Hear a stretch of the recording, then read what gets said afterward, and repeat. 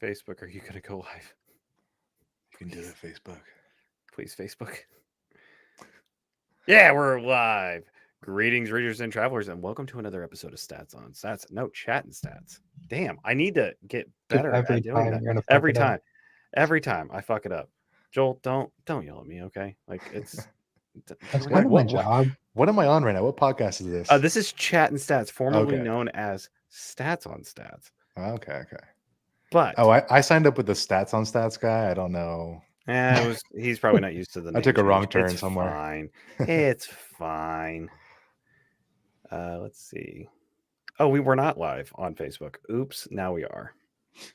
The StreamYard and Facebook don't like each other, and it aggravates the hell out of me. So I just, yeah. Going live is tough. It's fine to go live on the others, but it's like when we're here, it's a.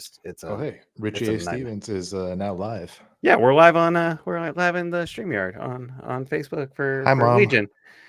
Greetings, readers and travelers. We're going to run it back. My name is Richie Stevens, and this is Chattin' Stats, a lit RPG podcast. For those of you who have never watched the show before, we sit down with authors, talk about their books, sometimes narrators. It really just depends on what we're in the mood for that week. But joining me today, because he's been pretty consistent. It's always good to have him on. He's quiet, but we love him anyways. Joel Harvey. Yeah, you're not consistent, but you've been consistent the past few episodes ever since you skipped out on Brian J. Norton's episode, and we're never going to let you live that down. Anyways, Joel Harvey, how we doing? That's me. I am doing fantastic, dude. This is such a good book, and I'm so ready to just dive right into it. Dive right in on it. We got the cheat sheet, everything, right? Yeah. It's okay if you forget the names. I'm right here. I can help you. We got the names ready. It's fine. It's fine. But I read this book like 2 weeks ago. 2 weeks ago? Or no, over that. I finished Calamity and I went right into it. Because it was after JordanCon. I'm gonna pretend you said that you finished Darling of Fate and then you read Calamity afterwards. Shh, it's fine. It's fine. I started them the same day, if that counts. No, that's even worse. No, like I finished one and then I started the. Listen, let's not talk about Rachel. We don't need to talk about Rachel. What is wrong with Rachel? Rachel Nee Kirk. It's totally not like I have her book just sitting in my. Oh my god. No, who's this podcast? Wrong episode. It's about you, but we shout out other authors. It's about uplifting authors. Okay, introduce me. It's about having fun and making fun of Richie. Well, if I could let me get to it, Sean. And joining us today, the guy who put the Canadian battle goose in his book because that is perfect marketing material, Mr. Sean Dunning. Sean, how are we doing? I'm doing great. Yeah, just got my drink. We're all having. Joel, get your drink up. We're gonna have ready to chat stats. We're gonna chat some stats, even though we barely touch on the stats. It was just part of the gimmick. Anyways, I love stats. Yeah, we do love stats, Joel. We just forget to talk about the actual stats sometimes, but it's fine. It's fine. We just go with the flow. We're here. We're here to have a good time. If you watched last week. Yeah, it's been over a week. Okay. Yeah, if you watched the last episode, we were sponsored by Legion Publishing. And once again, Legion, thank you so much for sponsoring us. Today, we are sponsored by Honk. That's it. Just honk. Honk. Honk. We're good. We're good. I'm not doing it. Well, then you're not we didn't need you, Joel. We carried those honks. We got the honks going. It's fine. Okay, good. See, we have honk and honk. And then we have you. It's fine. We're good. We're good. So, Sean, tell us a little bit about yourself. Give us the introduction, life story, whatever you want to give. Oh, okay. Well, let's see. All right. Start at the beginning. No, not the beginning. Basically, I mean, I've always wanted to be a writer. So that's been like itching at the back of my mind since I was a kid. And, not... I don't know. I lived my whole life and never really did anything about it. And I have 2 beautiful kids now. And when I had my kids, I was kind of like, hey, I have this dream that I'm not really chasing. What kind of role model am I? And so I made this commitment to actually do this writing thing And right around that time, I discovered the lit RPG and progression fantasy genre. And I was like, wow, these really fucking nerdy books are topping the Amazon charts right next to all this romance garbage. What is Whoa, this? hold on. There's nothing garbage about romance. We Then- like some. Not the entire genre, but there's some of the stuff that's in the top of the Amazon charts is just hot, steaming garbage. Not all of it. I happen to Not like all some of of it. that hot steaming garbage sometimes. You know, that's okay. You can like junk food, but like it's still junk food. That's true. Okay. You know what? I'll Yeah. allow it. Definitely need to have your healthy lit RPG fantasy books because that's Hey, no, we're also a junk food genre. That's okay. exactly. We are a know? junk food genre, and it's in a good way. But for me, it was like I was like, oh shit, like you can write stuff like this and make a lot of money, Mhm. you know? And so it's like the perfect intersection of I like to write, I like video games, I like to make money. So let's read some of these books. And this was like, I want to say it was like back in 2018, maybe. Okay. And I saw, I think it was Defiance of the Fall, one of them. It was like number one in the store. And the covers, like you've seen the covers, I'm sure they're Mhm. so vastly different than everything else that's in the top 10 or top 100. And so it just caught my eye, and I was like, what the hell is this? Like, this looks kind of weird. And Don't they have new covers now? they're getting recovered slowly. Mhm. Yeah. Slowly. Which I'm like, wow, these are actually pretty bangers. You know what? Like, no shade, but the first set of covers were not that great. Like they were okay, you know? Yeah. And the new ones are like really good.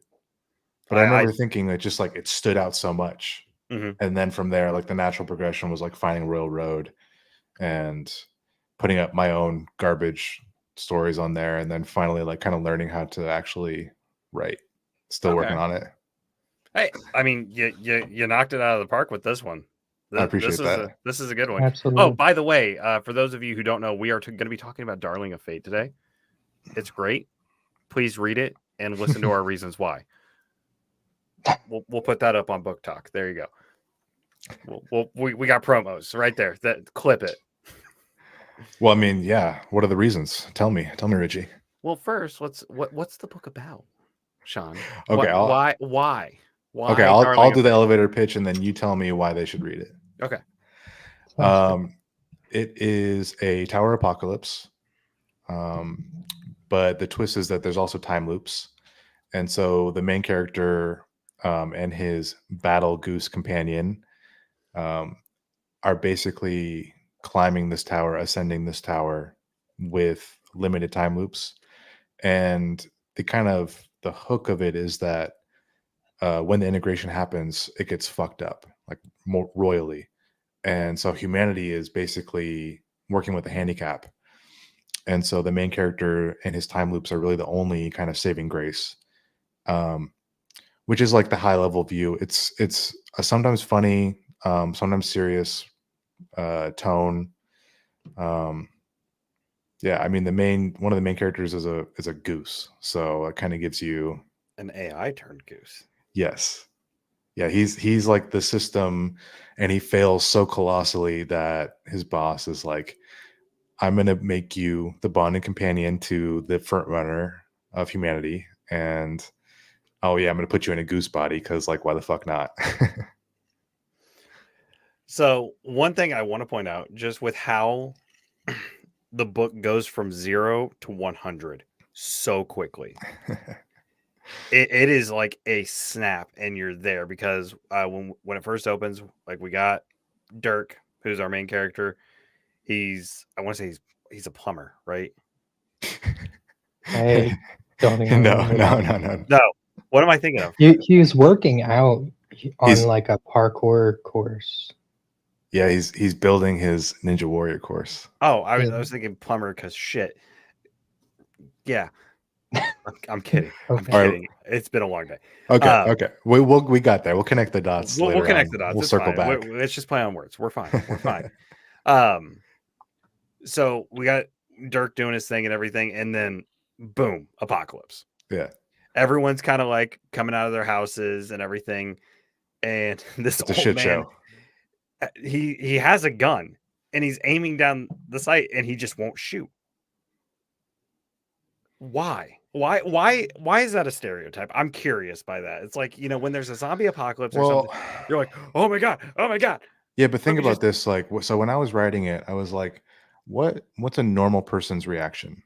Like, a normal person is okay. denial. A normal person is like, okay, there's no way this is happening. I know there's this blue box in front of me from some sort of AI or whatever, but like that doesn't track for an old man or for a mother of three. They're gonna they're gonna kind of hedge their bets until they die. Whereas the main character is a go-getter. Like he's just gonna jump in and then figure it out as he goes. And I really wrote this book with that in mind of like, take this guy who he's not gonna overthink it. He's just gonna go forward and then put the pieces together after the fact. And I thought that'd be a really interesting perspective, like for the reader in a system apocalypse. Okay. That's fair. That's fair. I've love always just found it funny. I love how like his first instinct is like, oh, I'm gonna grab like a nail gun that I modified to like Yeah. shoot at Because rage. Because I'm like, doesn't it shoot like you a know, ridiculous range? if there's a zombie apocalypse, like the first thing I'm gonna do is get like some piece of junk out of my garage and mod it out to be like super deadly. Joel, don't lie. You have multiple swords in that I do house. have multiple swords, but how's that gonna help that rage? You have a gun as well. That is true. Okay, but This think is about America. this: the cool factor of making your own weapon, Exactly, he gets right? it. Like, what's Let's what's the channel our Dead Island and Dying Light video game logic and yeah? make some of the most ridiculous weapons. No, here's the thing. I know Joel because I've played enough games with Joel. He's been my best friend since 2012. See, crouch in the corners and No, he's going to look for a way to get the Easter egg. He is going to be Easter egg hunting the entire time during a zombie apocalypse. I'm just saying, if you don't have a chainsaw staff, what the fuck are you doing? All right, we're going back to Black Ops 4. what's the movie, the zombie apocalypse movie with Woody Harrelson? Can't think of it. Zombieland. Zombieland. Yeah, that's what that reminds me of. Is like just the most ridiculous, like MacGyvered. Actually, Exactly. that's what I was thinking about originally. Like, I wanted to have a character who like crafted like random shit, and I immediately realized that I can't write a crafting story. And I was like, no, fuck this. He's the guy who like just charges in with his katana and just starts decapitating people. And Okay. See, I've never Okay. cared for like the crafting type like games like like Ark or Mhm. anything where there's base building. But I love them as the books. Like if that's an element in the book, I always Oh, dude, for some Quest reason have Academy. Quest Academy is sick Quest. crafting. Love that. I like weapon crafting. I don't care for the base building. Hmm. But Quest Academy, fantastic. Shout out to Brian J. Norton. We love him. Yeah. Except for Too Joel, bad who he's slept through the episode. too bad he's such a terrible person, though, right? Oh my god, he's such the worst. Like he's gonna kill me in his book. I'm just gonna cry. Hey, at least you get a cameo. I do in book 2. And then he makes fun of my name. Nice. Yep. He makes fun of Rich Dolphus Ironblood, and I was big sad by that. Last time I talked to him, he was like, Sean, where did I meet you again? Was it Vegas or Atlanta? And I was like, motherfucker, we've met multiple times, but okay. We love Brian, except for Joel. He slept through the episode. It's fine. God damn it. Shut the fuck up, Rich. So we do have a question for Samuel. He asked, where do you have your books? Where can people find your books, Sean? Yeah. The first book's on Amazon. If you search Darling of Fate, it's there, or Sean Dunning. And then I do have a website actually, which is just seandunning.com. And that has everything I'm working on. So it has my second series, which is on Royal Road. Nice. Yeah. I will now have to dive into Royal Road when we get done tonight before I Dude, go to bed. Yeah, I Absolutely. know we're talking about Darling of Fate, but like my second series that I'm writing right now, I love it so much. Like, You know what? We're gonna continue talking Darling of Fate, but before the episode ends, mhm. we'll like when we get to the halfway point, we'll switch over. We'll shout it out because I'm curious now. You can't just dangle that in Thank- front of me. Yeah. But You know what's funny too is like, so I started writing Darling of Fate like 18 months ago. wow. So for me, like I finished book 1 over a year ago. And so it's like not super fresh in my mind, except that I just listened to it myself. But like the actual writing process, I was like, why did I make that choice? Or like what was I thinking here? I don't fucking know. So I gotta ask Mhm. because we've talked already about the companion, but why a goose? Why did you choose a battle goose? Um okay. I'll tell you exactly what the inspiration was. Okay. So I knew I wanted an animal companion. No, Okay. I knew I wanted a companion. I knew I wanted the like some sort of snarky AI system to be attached to the main character in some way. And originally, I had made the cape the system. So Lex was in the cape. Okay. And that was like they had this weird symbiosis. And then I was like, no, no, it needs to have its own autonomy. It can't just be like attached to the guy forever. So I was like, okay, I need an animal companion. And this is probably no surprise to you, but Dungeon Crawler Carl is one of my favorite series ever. Fucking Of Matt. course.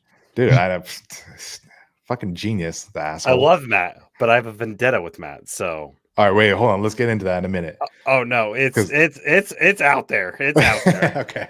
He Well, knows so what he did.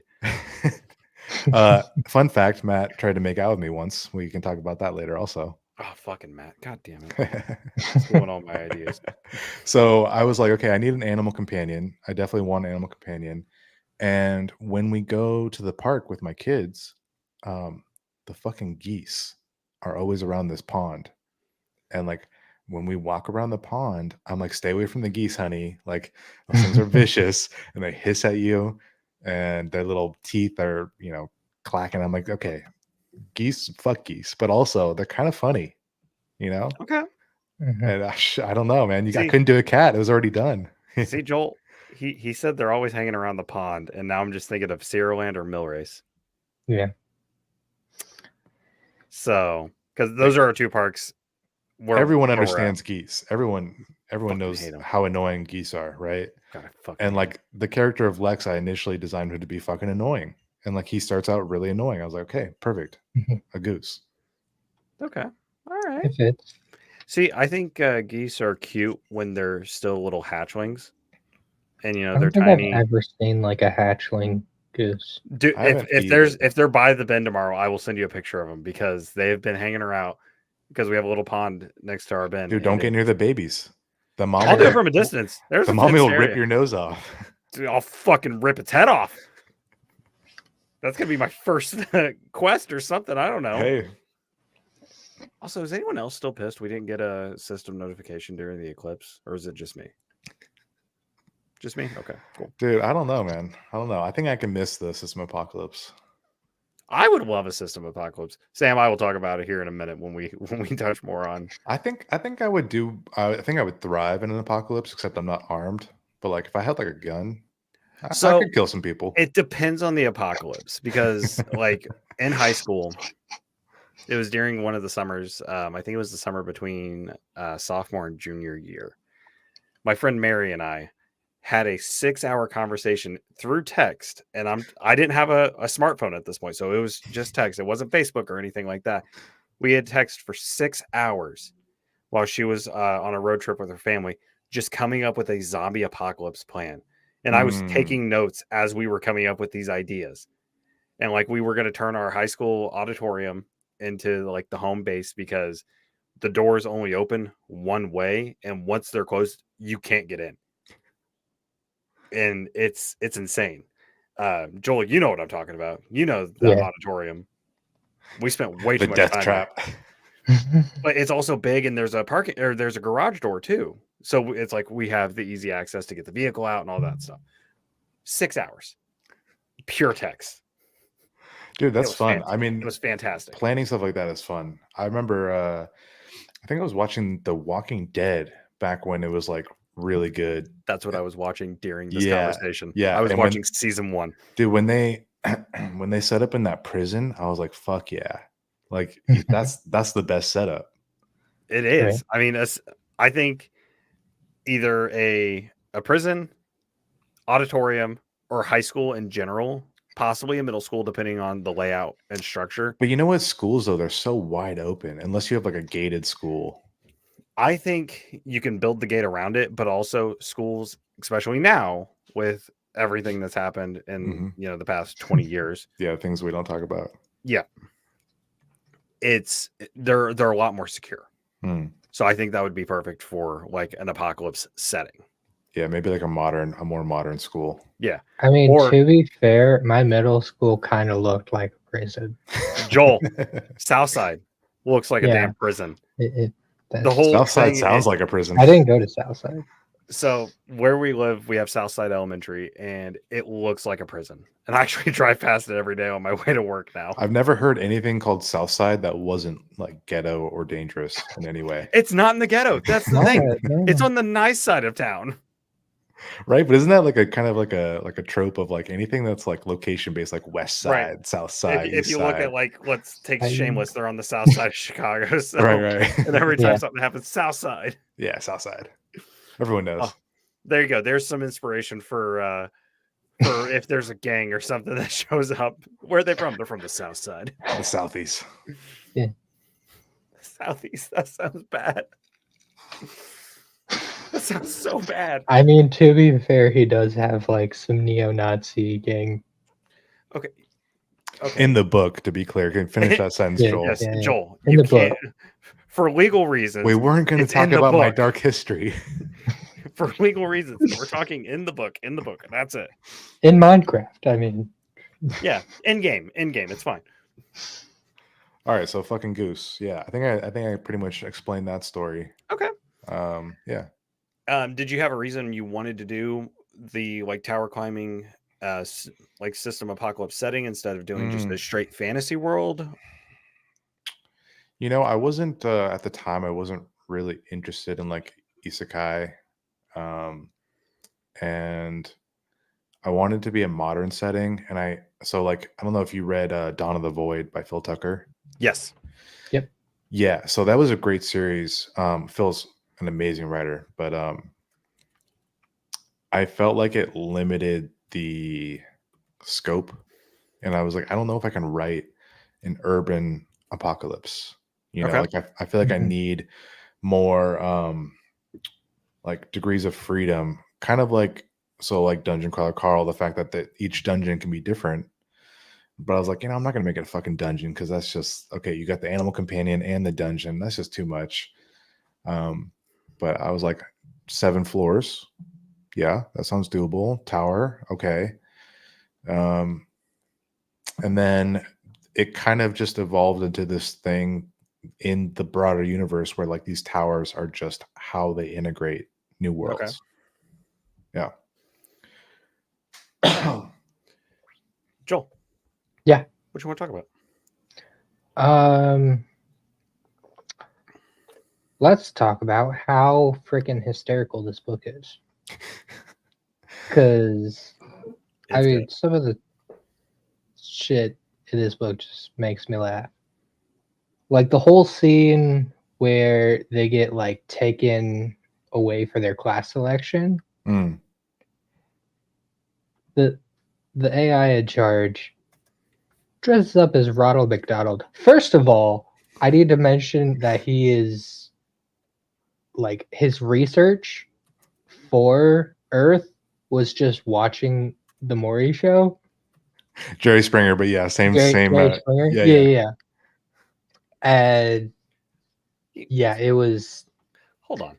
Did you just mix up Jerry Springer and Maury? They're not that different. It's scripted Jerry TV. Springer is so much better. Oh, okay. Hold on. All right. So I summoned him because we were giving him all the love, Brian. except for Joel. and he's mad because he had to come over to YouTube. Blood because he was in our Facebook. sacrifice. Brian, we couldn't see your comments because StreamYard hates us now. I'm Oh, sorry. you can't do Facebook comments? No, so that's why I've been telling people to come over to our YouTube. But all the jokes we said at his expense happened before he showed up. And so I think we need to like he can go back and watch the VOD, even though he won't. He hates us specifically because Joel is here. Joel. Damn you, Joel. Damn you. You're the reason he won't come back on the show. I'm just Yeah, go cry. yeah. I'm just hide in a corner. So Ronald McDonald. Oh, okay. You know what though? You know what's really funny is like I wrote all this humor into it, and I kind of was like, let's get ridiculous. And then I realized that Lex was kind of the center of the ridiculousness, and when he's not on the scene, it didn't make sense for me to like make it super ridiculous, right? And because he's kind of like a child. So the first, like, I want to say the first third is full of a lot of things like that, where it's like he thinks Ronald McDonald is like this lovable character that's going to make everyone super calm. He makes it that when you level up, you know, you have an orgasm, and he's like, everyone loves orgasms. That's got to be great. Meaning to mention that, yes. Just everything about that scene. Just it's like, great. Just envisioning it in your head. There's like 6 like random ass people in a ball pit in McDonald's, and the main character Dirk is having like an orgasm, and they're all looking at him like, what the fuck is wrong with you? So I gotta preface this because I started the book on our way back from Chicago. I had just finished one book, and we had a 4-hour drive ahead of us. I was like, okay. You just finished Calamity? I don't know what you're talking about. I didn't say that. I didn't say that. It's fine. Fucking Rachel Neekirk. You be nice to our little chaos gremlin. We love her. She's adorable. I love her too, but I'll give her shit. She can take it. She's Irish. That is true. That is Fair very true. But no, we were driving back from Chicago, and from Chicago to my house, it's about a 4-hour drive. And here I am, just chilling in the passenger seat. I was like, I'm gonna possibly doze off. I didn't doze off. I was laughing too hard. And then it got to that part with the orgasm, and I went, oh. You didn't have like kids in the back listening, did you? I had my AirPods in. It was just me and my girlfriend. Okay. And she goes, what? And I said, I don't know how to preface this. And she goes, what? And I was like, she goes, no, tell me. I was like, okay, so you know the genre I read? And she goes, yeah, lit RPG, no interest. It's fine. I was like, okay, thank you for that. Hurtful. We've all been there.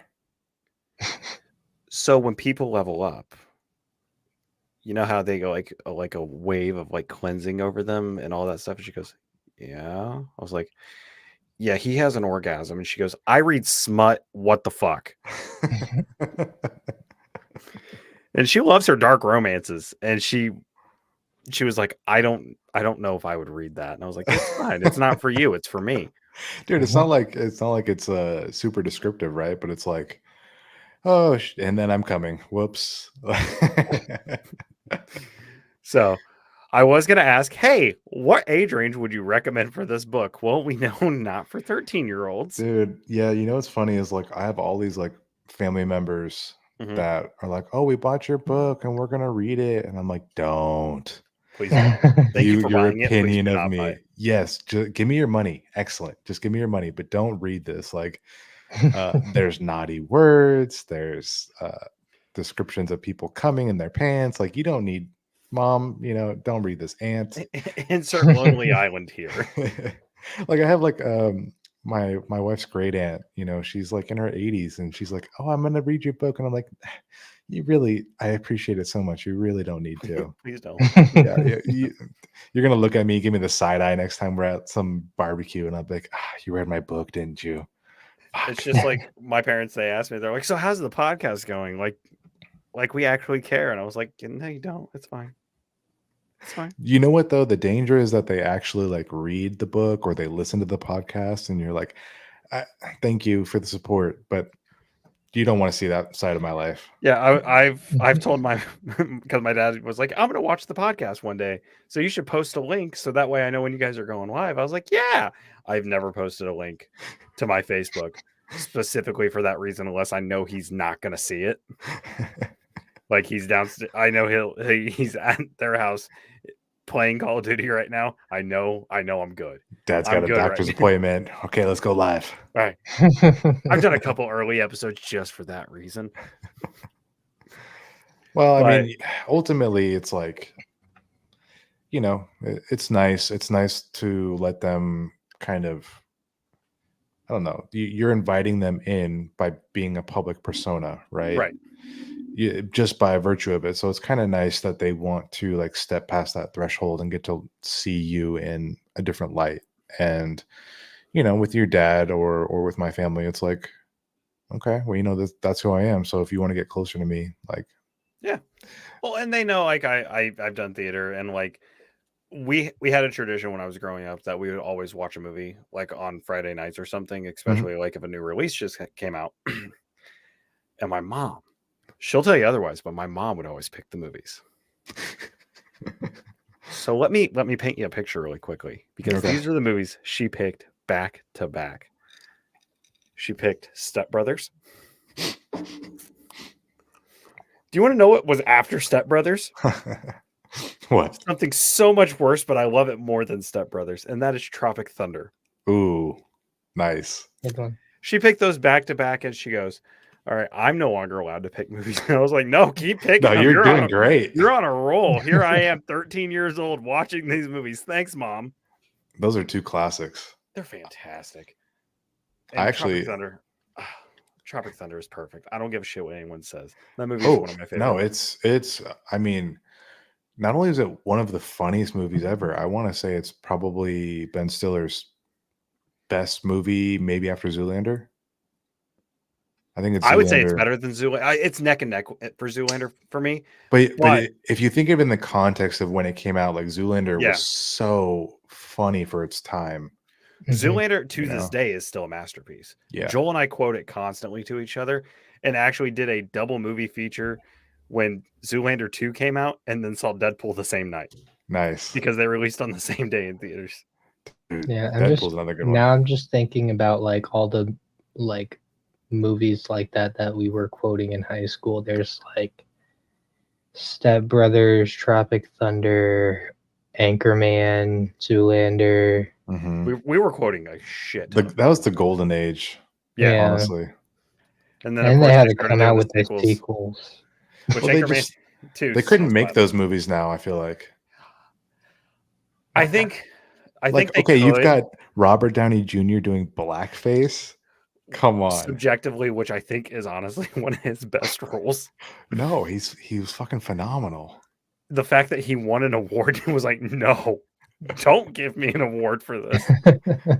No, I mean, but there's people who don't know that Tropic Thunder like existed, and then they watch it, and then they were trying to like raise hell about it. It's like, how have you people never heard of Tropic Thunder? You missed the boat 20 years ago. Yeah, this was a controversy back in 2008.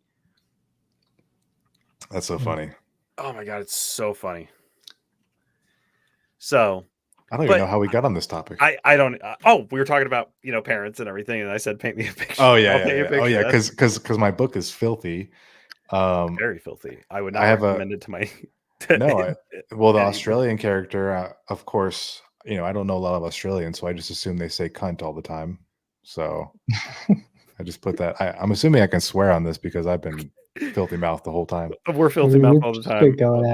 We try to be professional, and then that ship just fucking sails. I think it depends on. Just to be clear, this is the character saying the C word, not me. I would never do that. Same, except to Joel, because he's one sometimes. Oh, I mean, I call Rachel. That doesn't count. Would never. What are you? Why would you accuse me of this? Oh, I didn't accuse you. I said I call you one.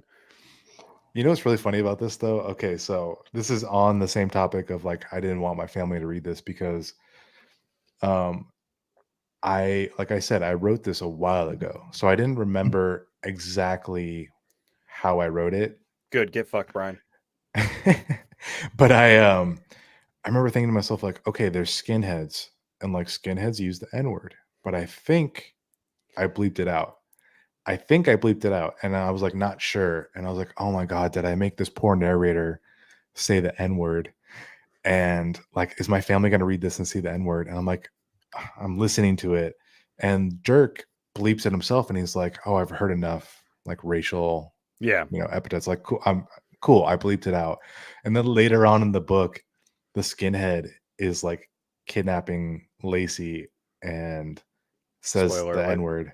Oh, sorry, I shouldn't spoil it. No, you're good. You're good. But one of the skinheads says the N-word, and I'm listening to the narrator, and he says it, and I'm like, oh god, I just like full body cringe, like, oh, I can't believe I made him say that. See, and I think it goes because obviously I hate that word. Not a fan of it. I'm not a fan of any sort of slur or anything like that, just Right. because it's not Oh, okay. oh yes, I'm much on the same boat as you. But when it comes to, I think like a character. So let's take a look at, media. That has been a very, very popular saying, like To Kill a Mockingbird, or even Tarantino. I was gonna bring up Tarantino, especially Django Unchained, 233 times, I think is what. Oh yeah. Is how often they say it, which it's for the time period and also the character. Yeah. Because like Leo didn't want to say it, and Jamie Foxx and Sam Jackson sat him down, was like, no, you say it. You have to. It's your character. You have to say That's it. what that character would say. It's not like we're gonna beat the fuck out of you for saying it. Right. And I think there's like a level of good faith when you do something like that. You know, like if you put it in superfluously, it's like, oh, you're just a racist asshole. Yeah. But if your main antagonists are racist skinheads, it would be weird for them not to refer to someone that way at least once. Right. You know? And I don't want to like justify it, but at the same time, it was like, it fit. I just felt really weird making this poor, highly trained actor say the word.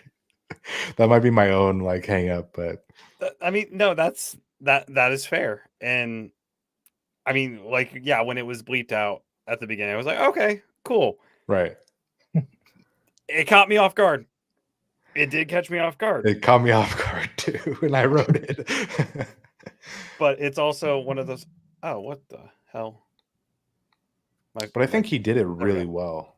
He like I'm assuming you guys both listened to it instead of read it, but like the voice actor Phil, so good. Like, Phil did a fantastic job, and I Mhm. don't think I was trying to actually. That's what I was getting ready to do, was pull up my library to see if I have any books by him, and the only one I have is Darling of Fate. He does. Or did he do Dawn of the Void as well? He does End of Magic, I think, which. Don't think I read that one. Okay, that one's pretty popular, I think, from Royal Road, and then Timeless Wind picked it up. Okay. Oh, and he did All the Dust That Falls, the Roomba isekai. See, I read that one on Kindle just because I didn't have a credit and I was wanting to read it, and that one was fantastic. So actually, that author, that you should shout him out, because that author. I want to shout out Athon real quick, because Athon has had some absolute fucking bangers. I think everything I've read is like in charge of talent scouting at Athon. Like, do we call Jamie? Do we call Rhett on that one? Like, because wheelhouse every single time. I don't know who picks up the people from Royal Road. Honestly, I think a lot of people submit to them. I don't think they're like trolling the Rising Stars that much, unless you're a big. Like if you're like super supportive on Royal Road with 20,000 plus followers, like they definitely sent out a message. But I think for All the Dust That Falls, I think they submitted, and I definitely submitted. I can think of a few others, but okay. We did have a quick question, real quick. So, why use the word skinhead? Yeah. I mean, skinhead is just a common term for kind of like a neo-Nazi in prison. It's well American thing. I don't know if your question is like the cultural divide, but like skinhead generally means someone that shaves their head to denote that they're part of a white supremacist organization. And it definitely emphasizes on why they're the kind of the bad guys of the area, because no. Yeah. Well, and I think if you think about that type of person in a system apocalypse, that was something else I wanted to explore. Was like, what if you gave the bad guys powers? You know, Right. Yeah. Oh, I see another question. Sean, what got you started as a writer or inspired you to begin a lit RPG? That's a great question, and I will answer you with a very long story. I actually knew I wanted to be a writer since I was like really young, like 7 or 8. I remember I think my dad started playing audiobooks. We had a really long commute in the morning, and he started doing audiobooks, which were like they were cassettes, like tapes that he would put Oh, in, wow. not even CDs. And we would listen to like Lord of the Rings. Dune was one of them, which I actually have Dune up here because it's one of my favorite books. And so like an hour and a half commute, we would really like tear through these audiobooks, and I didn't understand a lot of it. Like Lord of the Rings is pretty unapproachable for like a 7, 8 year old. Right. But I knew how it made me feel. I was like, wow, this is really like magical and cool. And so I started reading, and after I started reading, I was like, well, I want to do this. Like I want to make these worlds. And I just knew from a really young age. I don't know why, but it's like it was something that was in me. And I also love video games. I think video games are easy. Writing is hard. Playing a video game is like super mindless, and you could play video games for 12 hours a day. And that's what I did a lot. I played a lot of video games growing up. And the intersection of loving video games and loving writing is lit RPG. So, Joel, we've never done that before. I don't know what you're talking about. is there anything better than like having nothing to do and just like fucking off for Actually, 12 yes. Hey, hours? Joel, what's better than that? It's something we test in every game.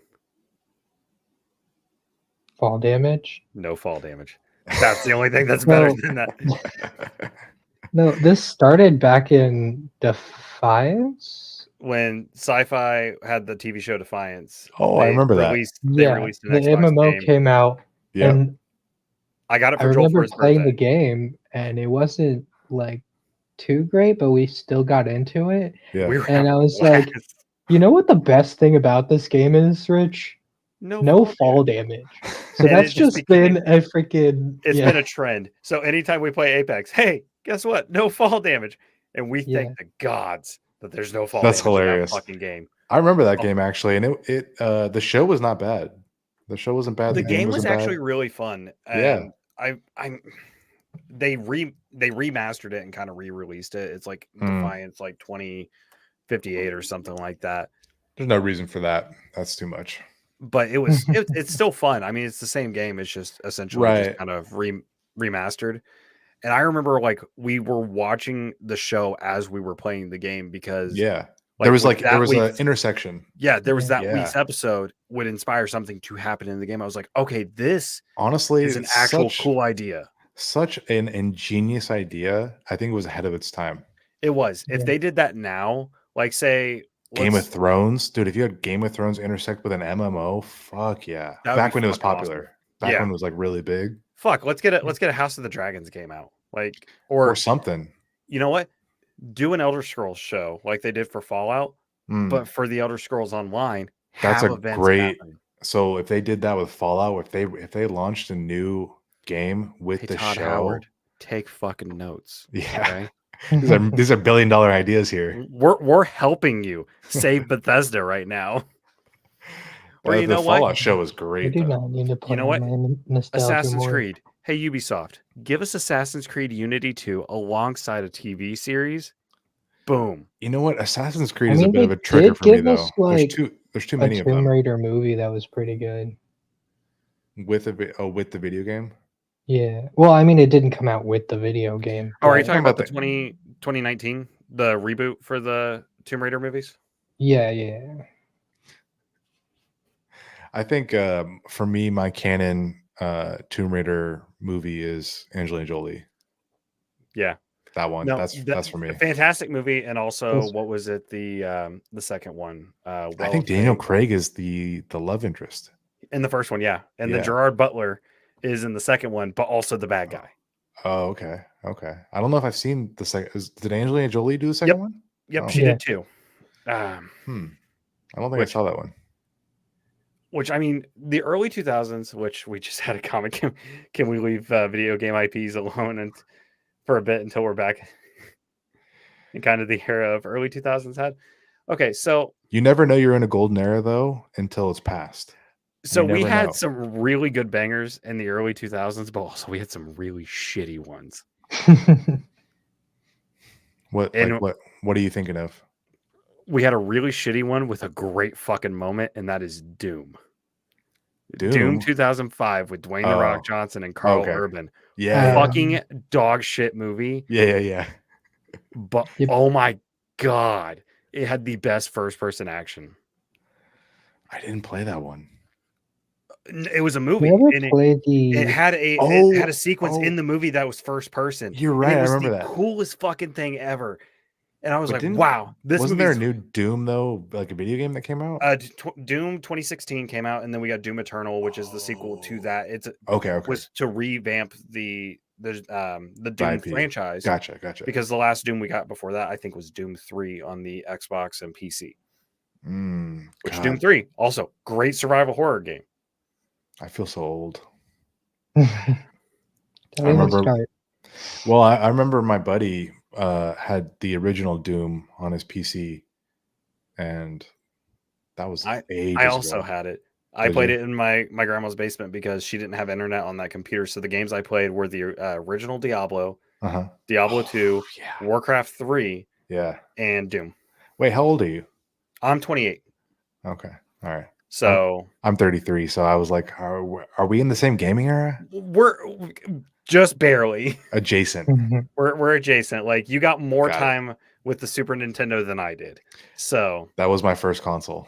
that was also my first console. Nice. And I remember what my first game was. Ooh. I don't remember mine. I remember because my brother got his for Christmas and I got mine the same year. He got Aladdin when Capcom made some banger I fucking played that game. banger platformers. That And I was don't care what the side the and yeah, I don't care what okay. anyone says. The Aladdin Super Nintendo version Yeah. is superior to the Sega Genesis. I don't give a fuck what Ooh. anyone says. I never had a Sega. I've played on them before, but I was like in the Nintendo vertical for the longest time. And then PlayStation came out. It was like, oh. We had a Super Nintendo and then we went straight to a PlayStation 1. Our PlayStation 1 died, so all we had was the Super Nintendo until my dad got a PS2. You never did N64? Nope. My cousin I had one, but my parents weren't like super. My Dude, parents tried to give us everything we had, so we were lucky to have what we had. Right. I mean, my dad was working 2 to 3 jobs while also being in the military.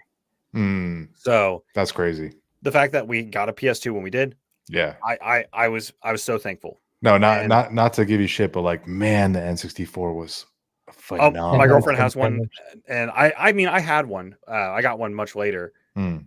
It's just I missed the prime era post fact, yeah. So, but hell, even when I had a PS2, because our PS1 died, I was still trying to play PS1 games. Mm. Like everyone was like, "Oh, well, this game." I was like, "No. I want to play this game, specifically Toy Story 2. I want to play Toy Story 2."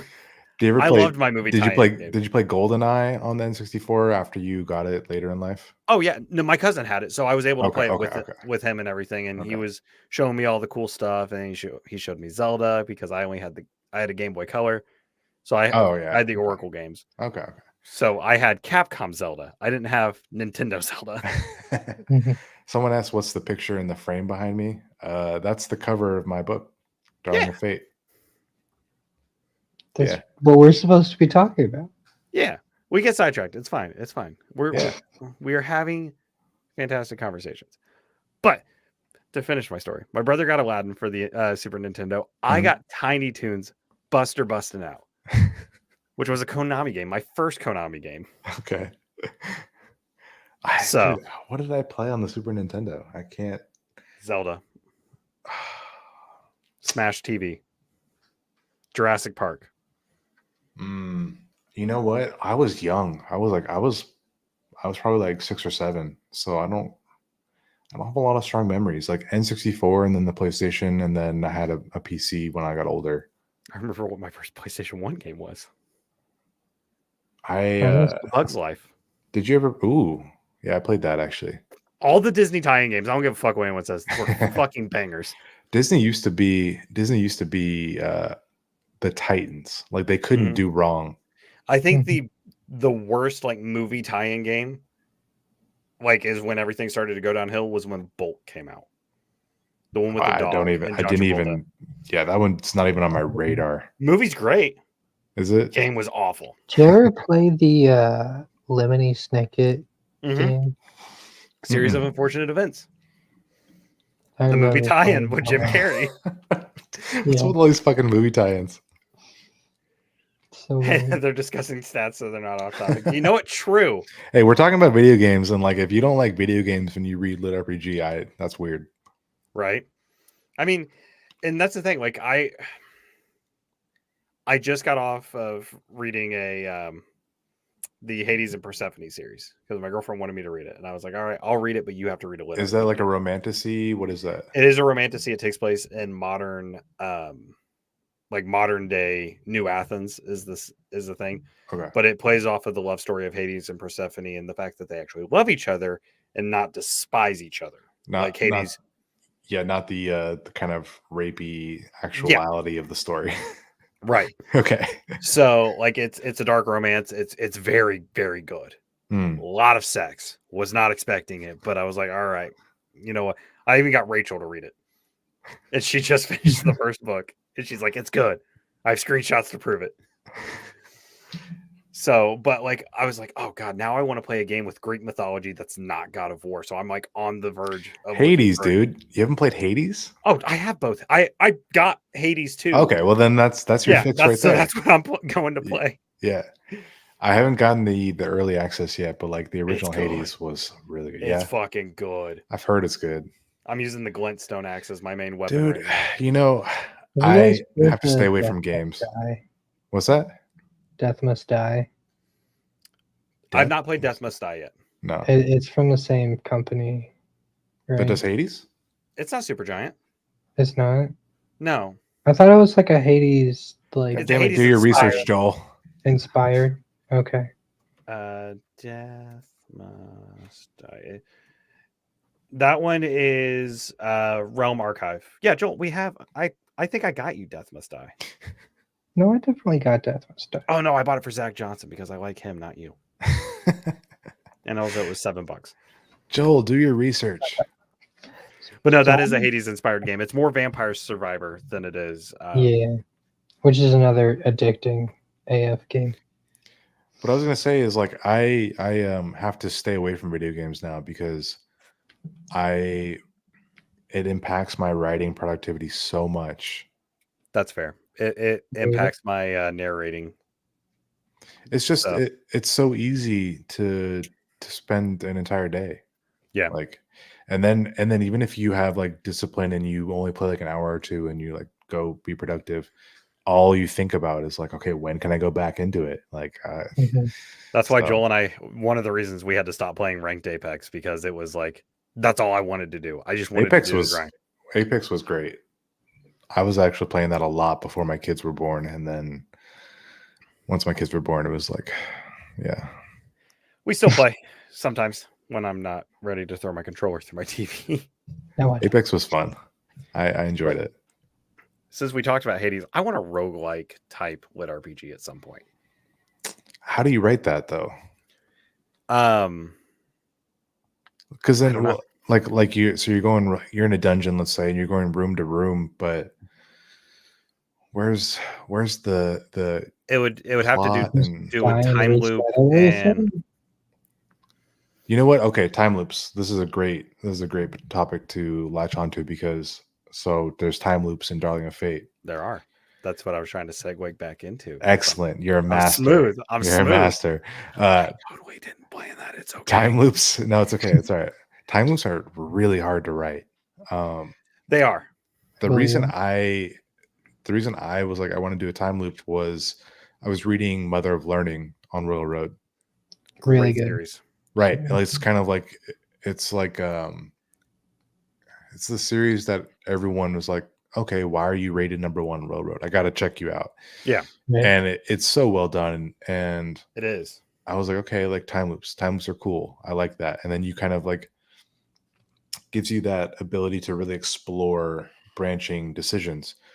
And what I discovered is that time loops are really hard to write and keep interesting. Like Right. you could write a time loop and just be like, oh, and then he went back and he did this, and then he went back and he did this. And now that I think about it, I think there's already a series that has like a roguelike element to it but with time loops.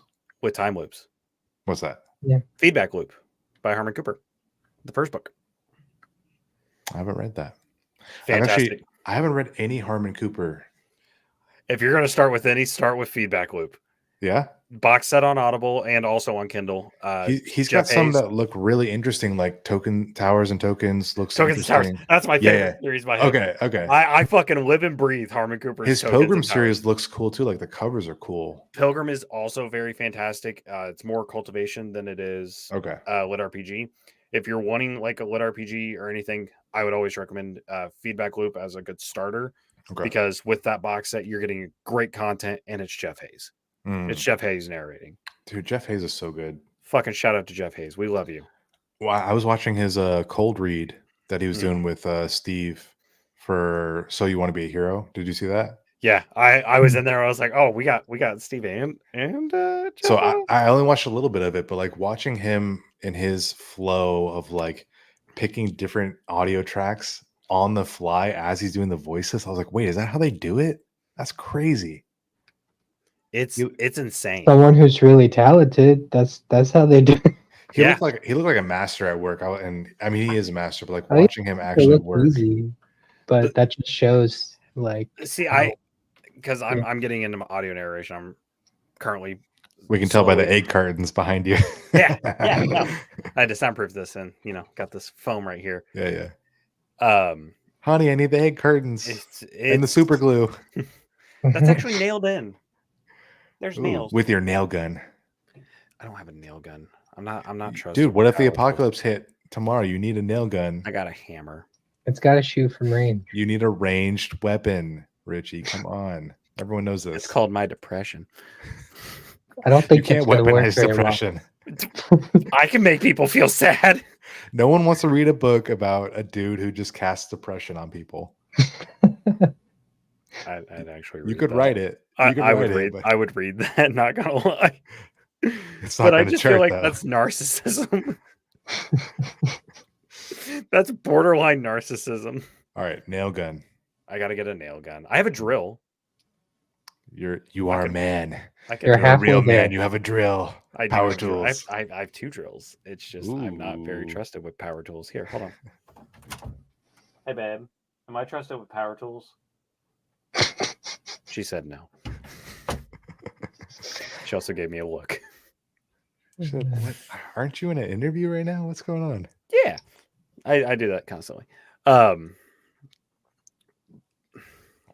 lost where we were. We got so off track. We got so fucking off topic. I feel like power tools are on topic. Power tools are on topic because he does get a nail gun. Question though, because I'm trying to remember this correctly. Isn't Dirk an ex-con in the book? Okay. Mm-hmm.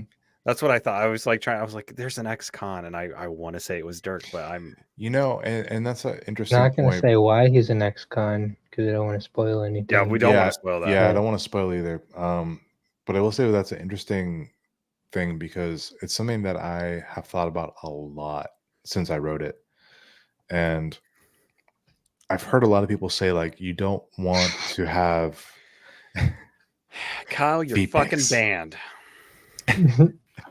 I've heard a lot of people say like so the author advice that I've received recently is you don't want like book closing moments Yeah. where you've heard that term then? I have heard that term. I'm not 100% sure on the term, Yeah, but yeah. I have heard that terminology thrown around. So the way that I understood it was like there's certain topics that when a person, a prospective reader kind of glazes over something, Mhm. it rejects them. It bounces them off the book. Okay. And one of those things is like a murderer, or let's say like a rapist or what, Yeah. the death of a parent. Like these are things where it's like, oh, like we have an instinctual, like, no, we don't like that. And one of my kind of touchstones for the character is that he's a felon, like he's an ex-con. And someone was like, oh, but people don't like ex-cons. It's a connotation, it's a negative connotation. So like that shouldn't be something you highlight. And I was like, oh, okay, but that's a pretty important point. For the But character development. yeah, and so I've thought about this a lot because when you write for Royal Road, for example, I'm assuming you guys read stuff on Royal Road or you have read stuff on Royal Road. Royal Road is a very Yeah. dangerous slope because I find something I like and then Yeah. I don't stop until I'm caught up. Right, it's a drug. But the Yeah. whole point of the drug is to keep you clicking to the next chapter, right? Yeah. And I think that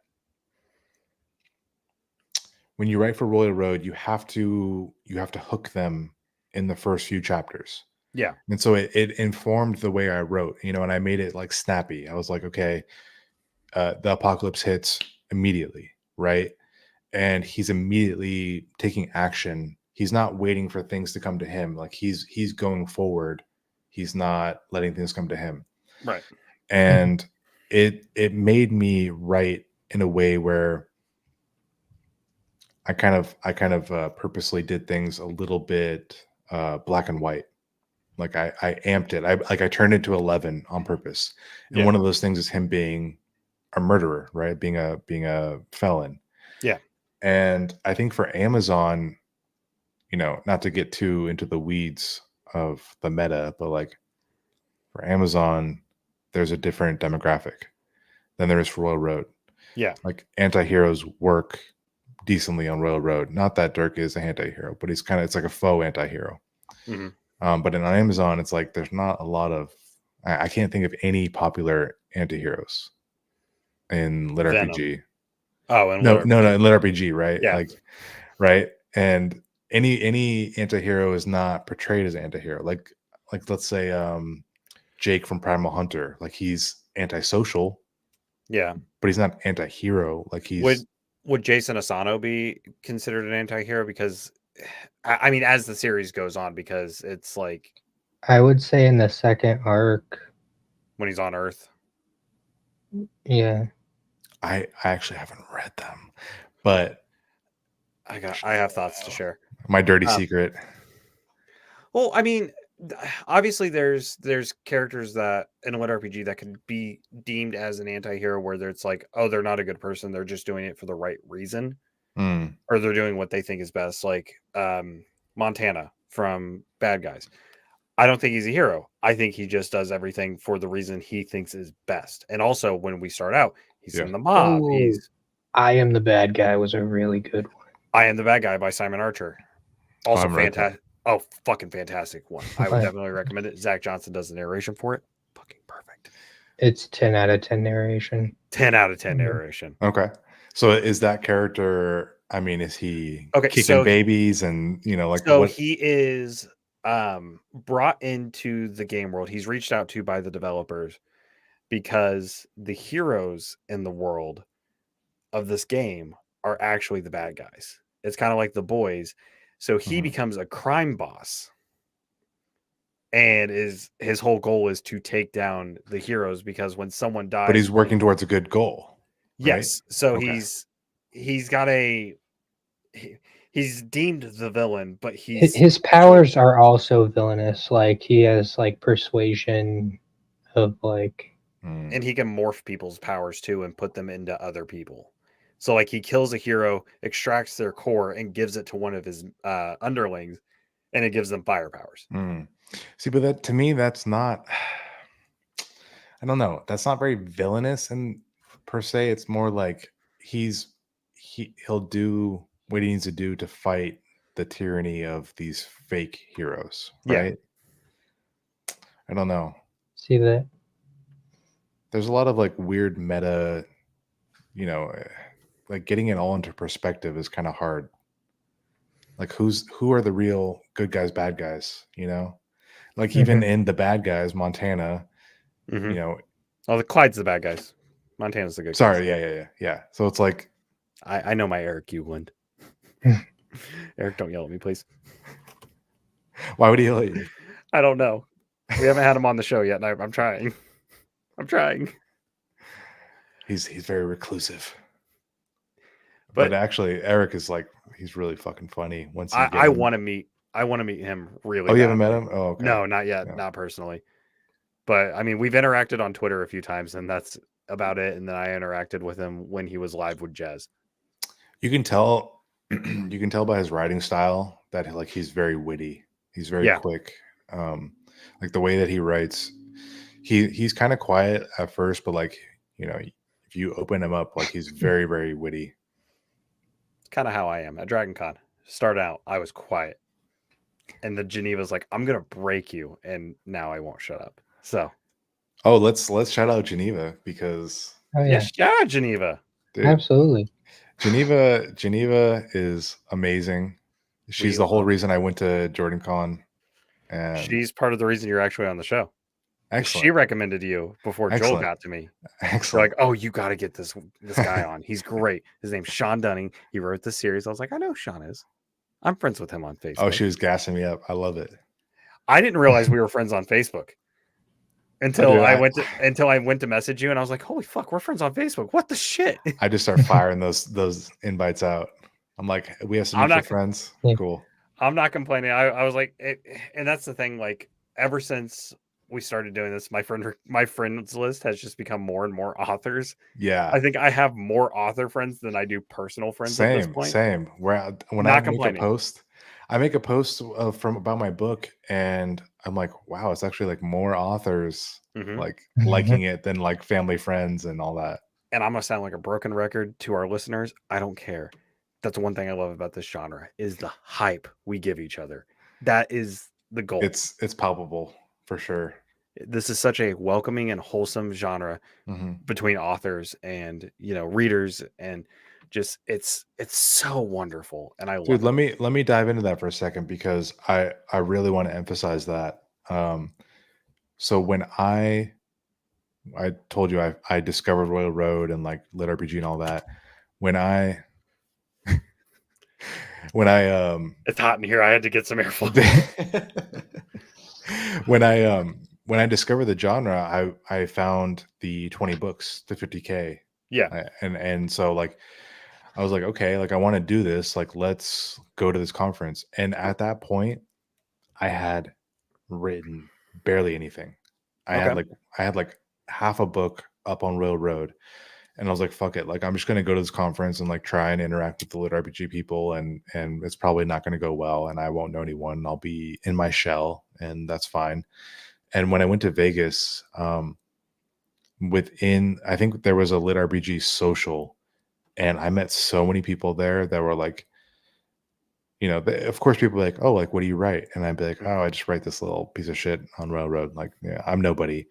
And it didn't matter. Like, people were super friendly. I met Seth Ring there. Love Seth.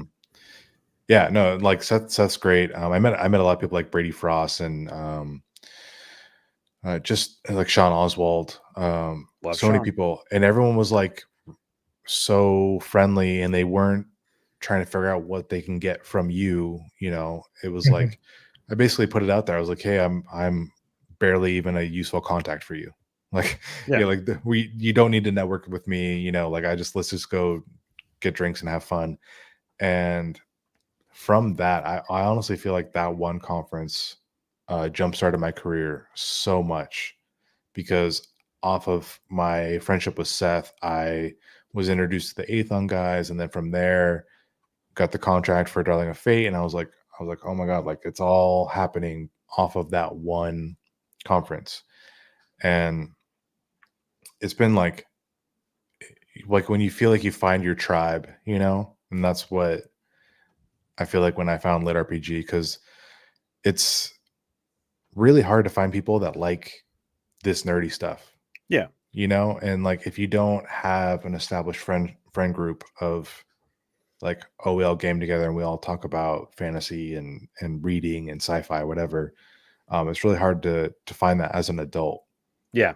But like at a conference in this genre, it's like, oh, we all like the same shit. Like it's so cool. I love it. And then I met Geneva last year at 20 books. Fucking And Geneva. dude, I don't know if she's just that cool with me or if she's just cool in general, but oh no, she's fucking awesome in general. Yeah, like she's been my number one contact, because I got in contact with her originally to book Alaron on the show. And ever Did you since get him? then, oh yeah, we got him. We got him. Cool. He was our season 1 finale. Nice. And ever since then, like and that was back in 2021 into 2021. And ever since then, like I've reached out to Geneva, like if I've ever had any questions or anything like that. And I've formed a friendship with her. And like when I told her I was coming down to Dragon Con, and same with a lot of the authors, I was like, if you guys need me to bring anything down, just send it on over. I'll pack it in my car. We're driving down. We brought down, I think, 50 something, 60 something books down for Dragon Con last year. Our car was fucking packed. It was packed going down, and it was just as packed coming back. It was more full coming back up. Dude, you know? Yeah. So you guys know Daniel Shinoven, right? Yeah. He brought 500 books. Yeah. Yeah. DJ brought 500 books to Heavenly Chaos. I got my copy because Joel went and got a copy for me. I was very happy. I got my copy. Right. Have you read it yet? I have read it. It was really good. The audio comes out next month, and I'm so fucking excited. We're a month Who's doing away. the audio? Andrea Parcell. She does most of his audio. Oh, interesting. Andy does a fantastic job, and I'm on an Andy kick again. So I know she's really good. I feel like I can't picture her doing like a mostly male voice. Oh, it's good. Read Aether's Blessing or Aether's Revival. It's very, very good. Interesting. Okay. I cannot recommend her enough. She's fucking phenomenal. I really did enjoy his book though. To be honest, I wasn't that familiar with him before I met him. And then I saw his book hit #1 in the genre, like easily, just crushed it. And then we were on panels together. And so I was like, okay, I got to read your book. And it was good. It was really good. He's a very, very wonderful person. I read so for my birthday every year, and for Joel's birthday, we always give each other books. Well, we got my buddy Devin in on it. He's my buddy out in Colorado. And he asked me, he's like, hey, what book do you want? And I was like, well, Geneva actually recommended this book for me, so this is what I would like. And it was the first book in the Aether's Revival series. I was hooked. I was fucking hooked. I think I need to read that. It's graphic in some of the scenes. Oh, so it's not Fade to Black. It's not Fade to Black like Heavenly Chaos is. But it's a whole new approach from, I would say, going from like Heavenly Chaos to Aethers or Aethers to Heavenly Chaos. Because I've read a few of his series now, and they're fucking good. They're so good. He does have some really good series. He's got an Apocalypse one. It surprises me like how long ago like he's been writing in this genre. Because like I read Alpha Company, like that's not the name of the series. Here's the Antecedents Legacy. Oh, Alpha World. Alpha World. That's ironically enough, I'm actually wearing my Alpha Company hat right now. Nice. Ever ago. I got it at Dragon Con, and it's been my work hat for the past few weeks. You know, I feel like this is my weakness, is that I haven't been in the genre long enough. So like I don't know a lot of I only know the big ones, and then I know what I see, come up. I mean, I am absolutely terrible with names and faces. That's So where I come every in. time I go to a convention, I'm like, okay, who are you again? What do you write? My name's I Sean. probably know what you write. I just That was us at I Dragon gotta Con get this year. you. Joel was like, all right, so who's that? And I was like, it's fucking Justin Thomas James. Right. I know his voice. I've never seen him before. What does he do again? What does he Yeah. narrate? Okay, well, let's see. Joel, we listened to him on the way down with End of the World. Joel needs a cheat sheet in life. Well, I like Joel kinda knows do. his series. Richie is my cheat sheet. I'm the living cheat sheet because I'm the dates guy. I am the book guy. And it's like, okay, so who wrote this? All right, cool. So I'm going to Dragon Con this year. We're gonna hang out then. Oh yeah. Awesome. We'll get something. I had FOMO last year because it seemed like everyone was having so much fun, and I was like, man, I want to have fun. It was a blast. I was exhausted by the end of it, but I think Everyone that's says that. the Everyone point says of it's like the con. wild. I'm actually wearing my Yeah, Lit I think- RPG under the sea shirt, staff cracking shirt today. So Nice. Well, Jordan Con's like a 3-day event, right? and Like Dragon Con's a 5-day. 4-day. Dragon Con's like a 5-day event. Well, it starts on Thursday, but it doesn't really start until that Friday. yeah. I think I fly in Thursday, so We're gonna drive down Thursday morning or like late Friday or late Wednesday night. It depends on what time I get off work or if I'm gonna be off that day. So yeah.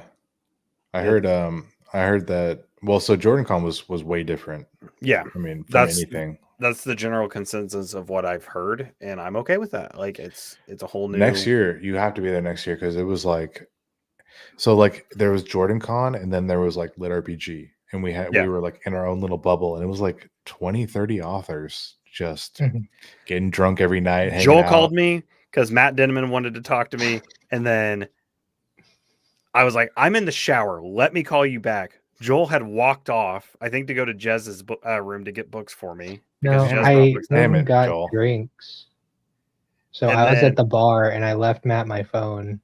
So I called. Oh yeah, I called and dude. Matt Okay. let it go to voicemail, and then he's like, "Hey, I think Richie just called." So he just called me back really quickly, and then No, assaulted me. okay, Richie. The context you're missing for this is Matt posts in the messenger group with all of the authors at Jordan Con. He's like, hey, someone left their phone at the bar, and is anyone missing a phone? And I was like, oh wait, if you're missing your phone, you wouldn't see this.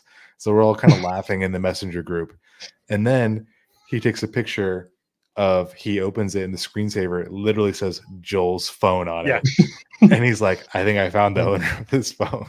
But Matt didn't know whose phone it was originally.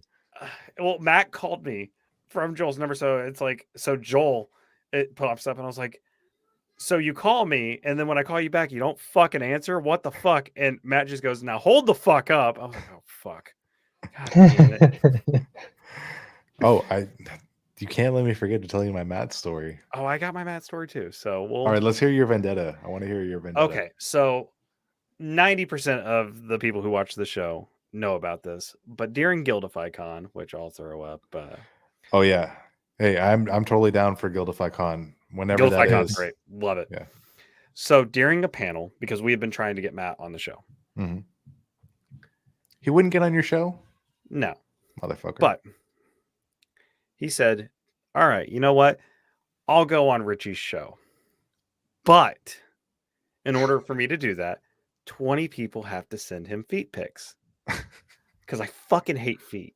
So he's like, all right, I gotta torture Richie somehow. I'm like, you fucking asshole. So it started a whole thing where I was actually getting bombarded with feet. on your messages. messenger. In Messenger, Twitter, everything. I was like, you motherfucker. I think I ended up getting like 50 to 60. Dude, imagine what his feed is. Yeah, he deserves it. He fucking deserves it.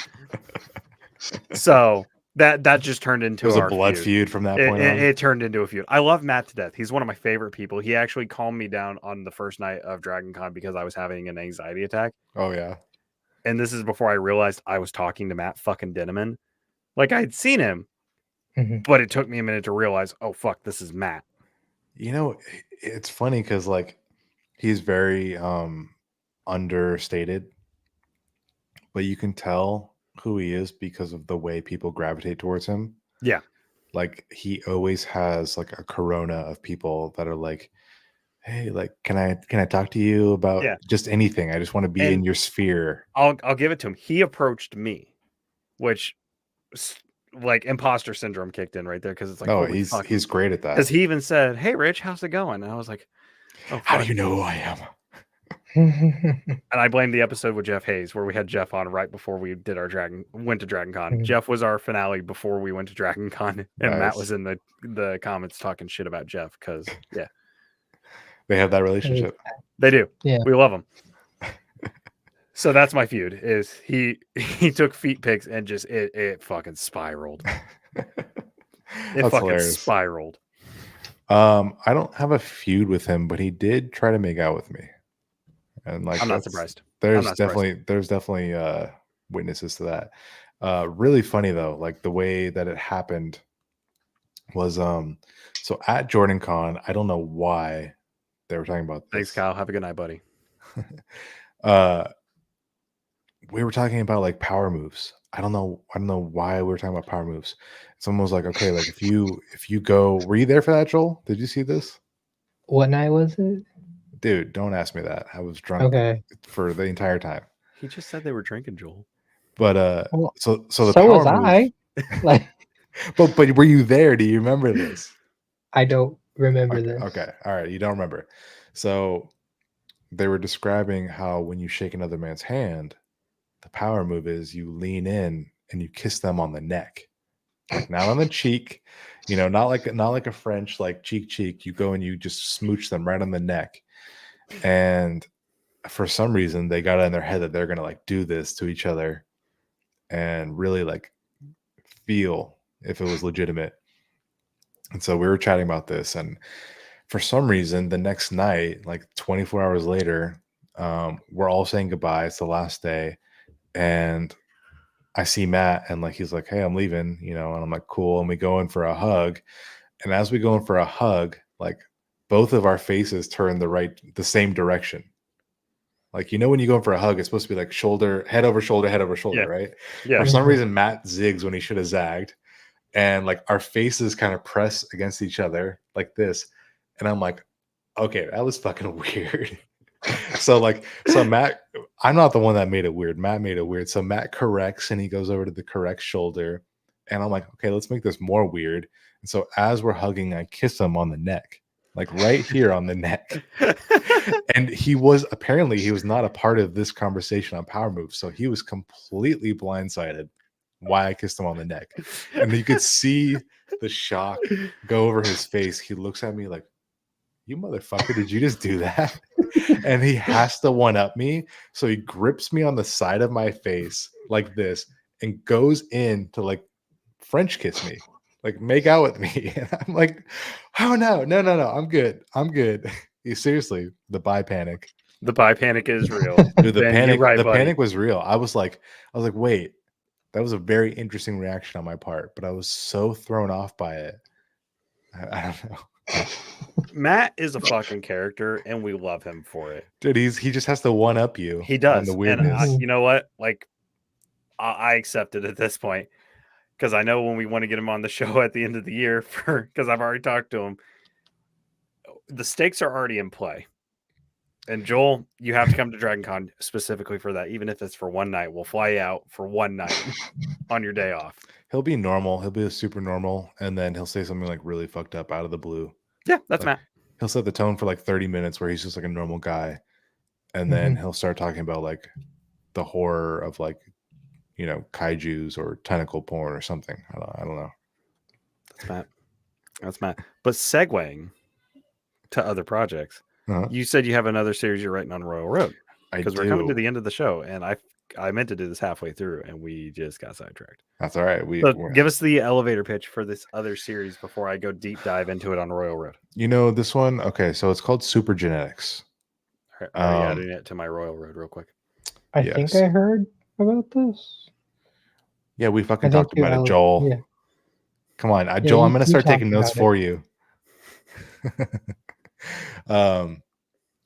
So for this one, it's kind of interesting because it's it's superheroes, but it's not really.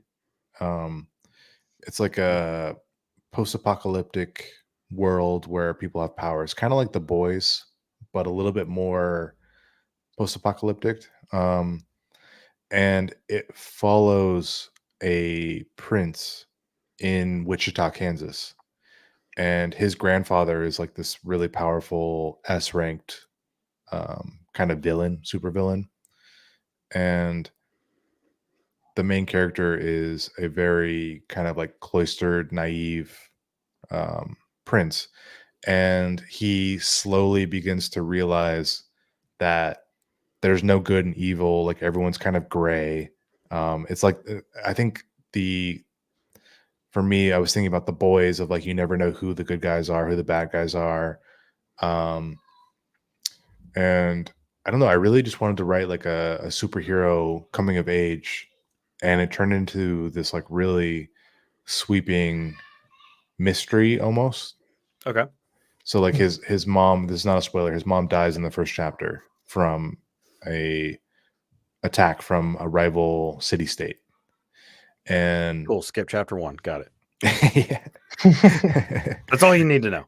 And but it's like it all seems very straightforward on the surface, but then he finds out that like there's all this weird stuff going on in the background and no one basically will tell him what's going on because he's 14, 15. And the story follows him trying to unravel the mystery of his mother's death, coming into power and getting his superpowers, and like navigating this. The system is something that people can't talk about. So, yeah, it's my kids in the background going wild. Don't they know that I'm on fucking Chattin Stats? Yeah. Ridiculous. I don't have like an elevator pitch set up, but like it's basically it's his journey of discovering powers, discovering the mystery of his mother's murder, kind of like being disillusioned with what he thought of this paradigm of like good and evil. You think about, imagine in the 80s if people suddenly became superheroes, then they followed kind of like that Batman, Superman paradigm, but in Right. reality, people are gray, and so that's kind of like the theme of the story. It's hard to explain because it I don't know. I think you need to read it. Once you start reading it, you'll kind of get it, but it Well, I'm makes it gonna kind of start hard to market because it's like I can't even really like put it into words, but Well, I'm going to point something out because I was reading the description as we were going, yeah. and it stood out to me because you brought up Zombieland earlier. Uh-huh. Wichita, Yeah. Emma Stone's character Yeah. in Zombieland. Yeah. So I had to bring it back to that parallel. You know what, dude? And it's funny because I didn't do that on purpose, but Wichita, I was like, I wanted to be in like post-apocalyptic America. Yeah. But Wichita has such a cool sound to it. Like it, yeah, like these Native American names are sick. And I was like, what's something that kind of sounds fantasy, but is like modern day city? Salem, or like, but like, so Wichita and Topeka are right next to each other. Yeah. And so those are the two feuding like city states. Little Rock. But you see what I'm saying? Also, Is like I was reference. like, let's just throw out a cool name there, and then turns out like Wichita, Kansas is pretty cool anyway. So Yeah. No, Wichita, Kansas is fun. Yeah. Kansas is boring as fuck to drive through. Driving from Indiana to Colorado sucked. Katie Hanna lives in Wichita, which I didn't realize that. That is not the first time we've gotten that comment. Actually, it is the same person. It is. It's like the Flash, where you notice they never speak at the same time. Yeah. Joel. I don't know what you're talking about. Right? I'm totally right a puppet. Right there. Yeah. Anyways, Supergenics. I don't know. It's hard to pitch, but it does have 3,300 followers, and the Patreon right now has 100 people. So nice. Yeah, it's doing well. People like it, and We'll definitely. I'm gonna start reading it tonight before I go to bed. I got a You long day should. ahead of me Let me tomorrow, know so what I'm you gonna think. Yeah, I'll let me try know to what you get a few think. chapters in before I pass out. Because that's the thing with Royal Road. When I dive into Royal Road, I dive in hard. And I'm gonna be you know, looking for your name on my Patreon. I'm be like, fucking Richie. There I he don't is. I don't have the funds for a Patreon right now. I'm working like 70 hours just to pay bills. Okay. All right, I'll you read So it. You let me know what you think, and then I buy your audiobooks. We'll call it even. Okay. you don't owe me a damn thing. True. You don't owe me a damn thing. But if you wanted to read more, let me know. I'll send you book one. Okay. All right. We'll talk more. We'll talk. Joel, you got to remember my characters' names first. Oh shit. I remember. Fuck you. So with Royal Road, I love Royal Road, and especially if it's authors that I'm like friends with, or I've been in contact with, like TJ Lombardi, his Bloodbath series. I started reading that when he was posting that it. one. Fucking loved it. Dude, TJ is cool. TJ's a TJ. fucking Honestly, boss. He was in the chat earlier on Facebook. We just couldn't see it because fucking StreamYard and Facebook. I Fucking feel like we Facebook. need to read more Royal Road. Yeah, It's just hard to separate the it's hard. the wheat from the chaff. Yeah. And like right now, my current read is John Stovall's Demon Card Enforcer, because I'm on it. I love deck building. Deck building books are so much fun. This is a little bit of a tangent, but have you read James Hunter's Discount Dan? I have my physical copy on my shelf. Yes. We had James on. Oh, okay. And he showed us the cover for book 2. It's hilarious. Oh my God, it's so fucking good. So no, we got special copies of that. James was not happy that I was not there. He signed mine too. Does he just do that for everyone? Probably. He just loves us so much. But no, Royal Road's great, so I'm excited to dive into this one tonight. Oh, that's pretty. That's fucking gorgeous. Yeah. Yeah. I really like gorgeous. I like how they did the little like mini Dirk right there. And the reason I picked this shirt tonight is because I have the Aethon symbol like on the back somewhere. Yeah, right there. Yeah. No, Aethon does really good packaging for sure. We fucking love Aethon. Aethon is definitely a fantastic publishing group. So, and they've been releasing banger after banger recently, and I'm fucking excited. It's almost too much. Like it's a little overwhelming. Yeah. And then there's times where like they're like, "Hey, new book," and I go to click on it, it's pre-order. I was like, "Fuck you for teasing me." Right. I'm gonna pre-order this shit now. How dare you release stuff I enjoy? Dude, there's so much lit RPG coming out these days, though. There is, and every week there's like 20 new like high quality. And I'm okay books. with it because then I just have to pick and increase my TBR by a lot. But shout out real quick, because July 31st we're getting Darling of Fate Book 2. Yeah. And I'm excited for that. Is it going to be a simultaneous release with audio, or I don't know. It should be. It should be. I need to check that.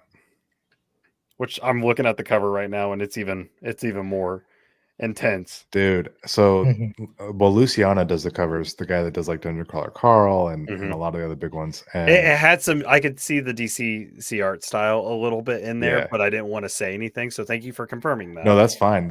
I mean, that to me, that's a compliment. Like DCC has great covers, so they do. You know, it's funny too, because I was like, when we were first coming up with the cover, I was like talking to Steve, and I sent him references, and one of them was Kevin Sinclair's, I think, Creation's Bane, or I forget what his series is called.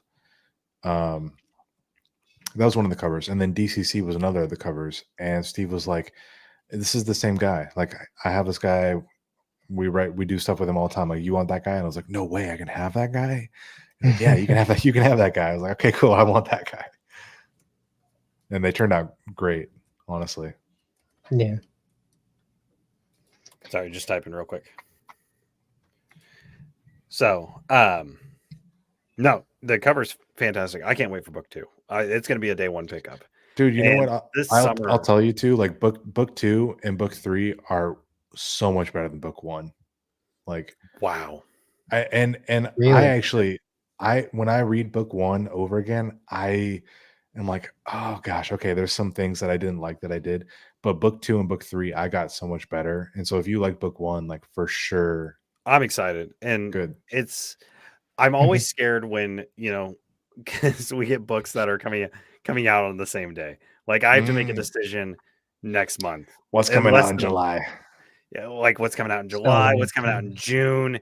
Because Yeah. in June I'm getting I think like 3 or 4 books on the same day or like the same week. And I'm just like, I fucking hate it here. I fucking hate it here. Oh, your job sucks. You get to read books and talk to people that are cool. I hate my fucking job. My actual job, not The the Frito-Lays. yeah, fucking goddamn it. We're in Memorial Day push week right now, and it's about to be hell. I'm gonna be irritable for the next week, so I apologize to anyone that reaches out to me. And if I snap, don't take it personally. Are you in like distribution? I will take it No, personally. I'm in merchant. Yeah, fuck you, Joel. It is personal with you. There we go. I'm Here a it is. I'm a route sales associate, so I drive the like the Frito box truck around and deliver to the stores and then work the stores. And the route I'm currently on, I have the biggest stores every single fucking day. Mm. And it's so hard to get in and out of the stores, especially like when they're just getting shopped constantly. Mm. So, and I get to work on Memorial Day by myself. Oh my God, I can't fucking wait. Yay. Get to go to fucking Walmart and Sam's Club. Kill me, please. So, yeah, it's just it's a thing. But I get to listen to my audiobooks while I'm at it, and some stores don't really like that I have headphones in, but also I don't care. So, Oh, dude, you know what? Let me turn you on to something. It's a little bit pricey, but the Ray-Ban Metas. mhm. So you can get these like no prescription. Yeah. And they have bone induction Bluetooth. If I had the money for those, I've Yeah. looked at them. If I Yeah. had the funding for I them, do would have go like hard. the Bose like sunglass version. Yeah. But I was gonna like, say they're super stealth. Like no Yeah. one Yeah. knows you're listening to anything, and Well, the quality is really good. My grandma and my mom keep yelling at me to get my hair cut, and I'm like, no, because You never know what I'm listening to. yeah, it's like, oh, I got my AirPod in, which they all know. I don't give a shit. I really don't care. And I've told the stores, I was like, you have every other vendor here. You're not singling me out. Fuck you. that's when you just wear a beanie. It's fucking hot in that store, Joel. 95 degrees. It's fucking hot right now. I'm sweating my ass off in those stores. You're sweating your ass off right now. Oh, I am sweating. It's very hot in here. Get a fan, dude. I can't because this is the recording booth. That's why I cracked the door open. Get. I don't. Oh yeah, you're right. Can't have any ambient noise. Nope. I don't even have the fan going on my computer half the time. Or when I do, it's in like performance mode where it's super quiet. No wonder you're fucking hot. Yeah, it's fucking warm in here, buddy. What are you doing? So we're gonna go ahead and start wrapping up the show because someone is craving my attention. Yeah, I hear my kids going fucking wild too. So we always like to wrap up the show with, "Hey, what you been reading?" So Hermes, do you want to say what you've been reading, or no? Okay. Hey Joel, what you been reading?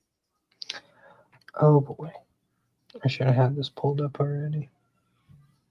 I don't even need to look at my list because I listened to like an entire series. There's like 4 books I listened to in the past week. There was Heretical Fishing. That's high on my list for sure. Yeah, honestly, I really enjoyed it. I've heard it's amazing. Yeah. Apocalypse Summoner was another one, and then I read book 4 and 5 of Path of Ascension. Oh, nice. To catch up, because book 6 comes out the 22nd, so like 3 days. So caught up for that. But yeah, that's pretty much what I've been reading this past week. Oh. I don't know who should I ask. Richie, I don't care. Sean, what have you been reading? You know what I'm reading actually is something that's been out for a while, which is Jake's Magical Market. I don't know if you guys have read that one. Yes. Yep, we've read it. So that one for me was interesting because the cover and the blurb and the title have nothing to do with what it actually is. Oh, trust me, this is a conversation we've had with one of our buddies. Okay, so I was like, game out, but they have gone on tangents. I was kind of turned off. I was turned off. I was like, I don't really care about like a cozy like shopkeeper, Mhm. but I was like, okay, why is this so popular? Like, why does it have so many ratings and blah blah blah? I have to find out. And so when I read it, and everyone was like, oh, the tone shift halfway through, the tone shift. I was like, okay. And man, it turned into this like really dark, like anti-authoritarian. It's Mhm. fucking Uh, brutal. the power Like the scale is like sci-fi-ish. insane. Yeah. Like it was not what I was expecting at all. And then I'm also listening to, or not listening to, I'm reading, but don't tell Brian, I'm reading Quest Academy 2. I've been slow on that one. But don't let him know I actually like his stuff. Chapter 57 is when I appear. Oh yeah, okay. And just mentioned. I'm like halfway through. He Yeah. just did the. Oh, I don't want to do spoilers, but I'm halfway through. But I don't want Brian to know that I actually read his stuff. So The audiobook comes out next month, and I can't see, and that's the wait. thing is like I was waiting for the audiobook, and then I was like, you know what, screw it. I just want to, because See, I did the same Daniel and thing. Rebecca are so good. They're fantastic. We love both of them. I don't know if I'm allowed to say this, but I think they're gonna do Super Genetics. Fuck yeah. Yeah, That would be awesome. yeah, I'm really stoked. Chat and Stats exclusive. All right. I think. we had them on the show, or well, I did because Joel missed that episode. It was when we did our first Silver Tongue episode to promote, Mhm. and it's Yeah, when we such had a promotion. Rose Reynolds on to promote First Fist, Mhm. and we've had Daniel on the show before. We fucking Okay. love Daniel. Daniel Mm. is one of our favorite people, and that was the first time I had interacted with Rebecca and Rose, and they are all just so fucking nice. It kills me how wonderful each one of them are. Oh, I love So- when people are nice. People that are really good and they're also nice. That's always nice. And First Hey, Fist, Joe. I highly recommend it. What's up, Joe? I Like, highly it's just recommend like, First Fist. you're First- a writer. How many times did you just say nice? Who, Elegant, me? wonderful, Yeah. beautiful, No, I peaceful. said I love it. I love it when people that are skilled are nice. How many times did Yeah. I say nice? I don't know. I don't know. I watched It was trying a to. lot. God damn it, Joel. Take your notes. Yeah, fuck you, Joel. At least 3 times. All right. In the same Get your sentence. notepad out, you notepad bitch. No, I mean I've really only heard them on Quest Academy, but when I was listening to them, I was like, man, like he does a really good kind of adolescent, but Mhm. not in a way that's like puberty. It's like it's still kind of deep and has a lot of like Yeah. body to it. And Rebecca, I mean, she was doing a lot of in Quest Academy 1, she's doing a lot of like sexy voices. Yeah. But like she was also really nice to listen to. I mean, Divinity doesn't really have the sexy voice, but I know what you mean. Right, Now, but there's a couple that it's like now here's a selling point for you. Mm. Tokens and Towers. Mhm. It's narrated by Daniel Wisniewski and Rebecca Woods. So there you Okay, go. all right, well, There you go. And it has a box set. So there you go. ooh, value. There you go. 3 books, and it's fucking fantastic. It's great. Anything else you've been reading? Or I'm midway through Jake's Magical Market 2. okay. I just finished Heavenly Chaos last week. Such a good book. It was, and you know what's funny is Mhm. he bucks a lot of trends. I think I don't know if it's just because he's so big he can do whatever he wants, but it was actually kind of refreshing. What else am I reading? I want to shout out someone that's not so popular. And we're spreading love through the genre. Nothing wrong with popular or not. Darling of Fate. I don't know if you guys have heard of that one. I've never heard of that fucking book.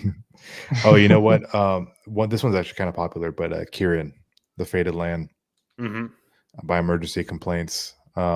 He's also a really cool person that's been very helpful to me, so I want to shout him out. Is that an Athon book as well? No, that's Timeless Winds. Oh, okay. Yes. Yeah. All right. I was very lost for a second. You know Timeless Winds, like Lauren. Yeah. Mhm. Yeah. So a lot of books start to blend together after a while. Totally. Which also, I'm looking behind you. Is that Brandon Sanderson's The Sunlit Man behind you? Yeah. No, I did the Kickstarter. Okay. So you have all the secret projects back there. Yeah, I've got all of them. The only physical copies of those I have is the Fugal Wizard's Guide to Surviving Medieval England. You know what's funny is I haven't read any of them. I just think that was really fucking cool. fantastic. That is the closest we are getting for a lit RPG from from Brandon Sanderson, and I'm okay with it. Nice. It's good. I know. It's fucking I fantastic. do like him as a writer. For Fantastic. sure. I love Brandon. I just am trying to read within my genre for like kind of edifying myself. I get it. And But it's just a I think they good look genre. cool. I mean, it's totally not my personal favorite genre. Yeah, there's. What do we have? Like games. What are we here stats, for? Fucking dungeons, like Yeah. Lame. fucking nerds. Who reads this shit? Anyways, so I've been reading. Non-lit RPG. I did take a small break from Lit RPG, and I read through the entire Hades Shame. and Persephone series by that's right. Scarlet St. Clair, and I started the ones from Hades' point of view, but I did not care for the narrator. When it's a male narrator doing spice, no. And that's really interesting. I can see it, but it's interesting. It's like, hey, you're wanting me to feel something. That's not making me feel it. Sorry, bucko. Which in the last book, Touch of Chaos, the narrator for the Hades of Persephone books, and then the narrator for just the Hades point of view books are both on there, but it's like one chapter is her, one chapter is him. And I'm like, that's jarring. Fuck. But you know what I'll say though in that vein though is when I was listening to Quest Academy, and like book 1 specifically has like a lot of thirst. It does. It does get toned down, and Brian did say that it tones back because a lot of people were like, "Is this harem?" It's like, no, he's at school. You know what? It wasn't a problem for me. It didn't bother me at all. And when he said he said he toned it down, I was like, why? But it was funny listening to it, and like Rebecca, when she's doing like her sexy voice, I had to like, like you feel things, and I'm like, man, I have to remember that Brian wrote this. Fucking Brian Norden, like fuck you, Brian. Like I'm not gonna let you, excite me. So, I don't remember if I said this last time, but Dead Tired 2 by Raven's Dagger, because shout out to Soundbooth Theater, which is also tying me into this next one. I read Aced by Jonathan Smith, which is a slice of life tennis lit RPG. It's fucking good.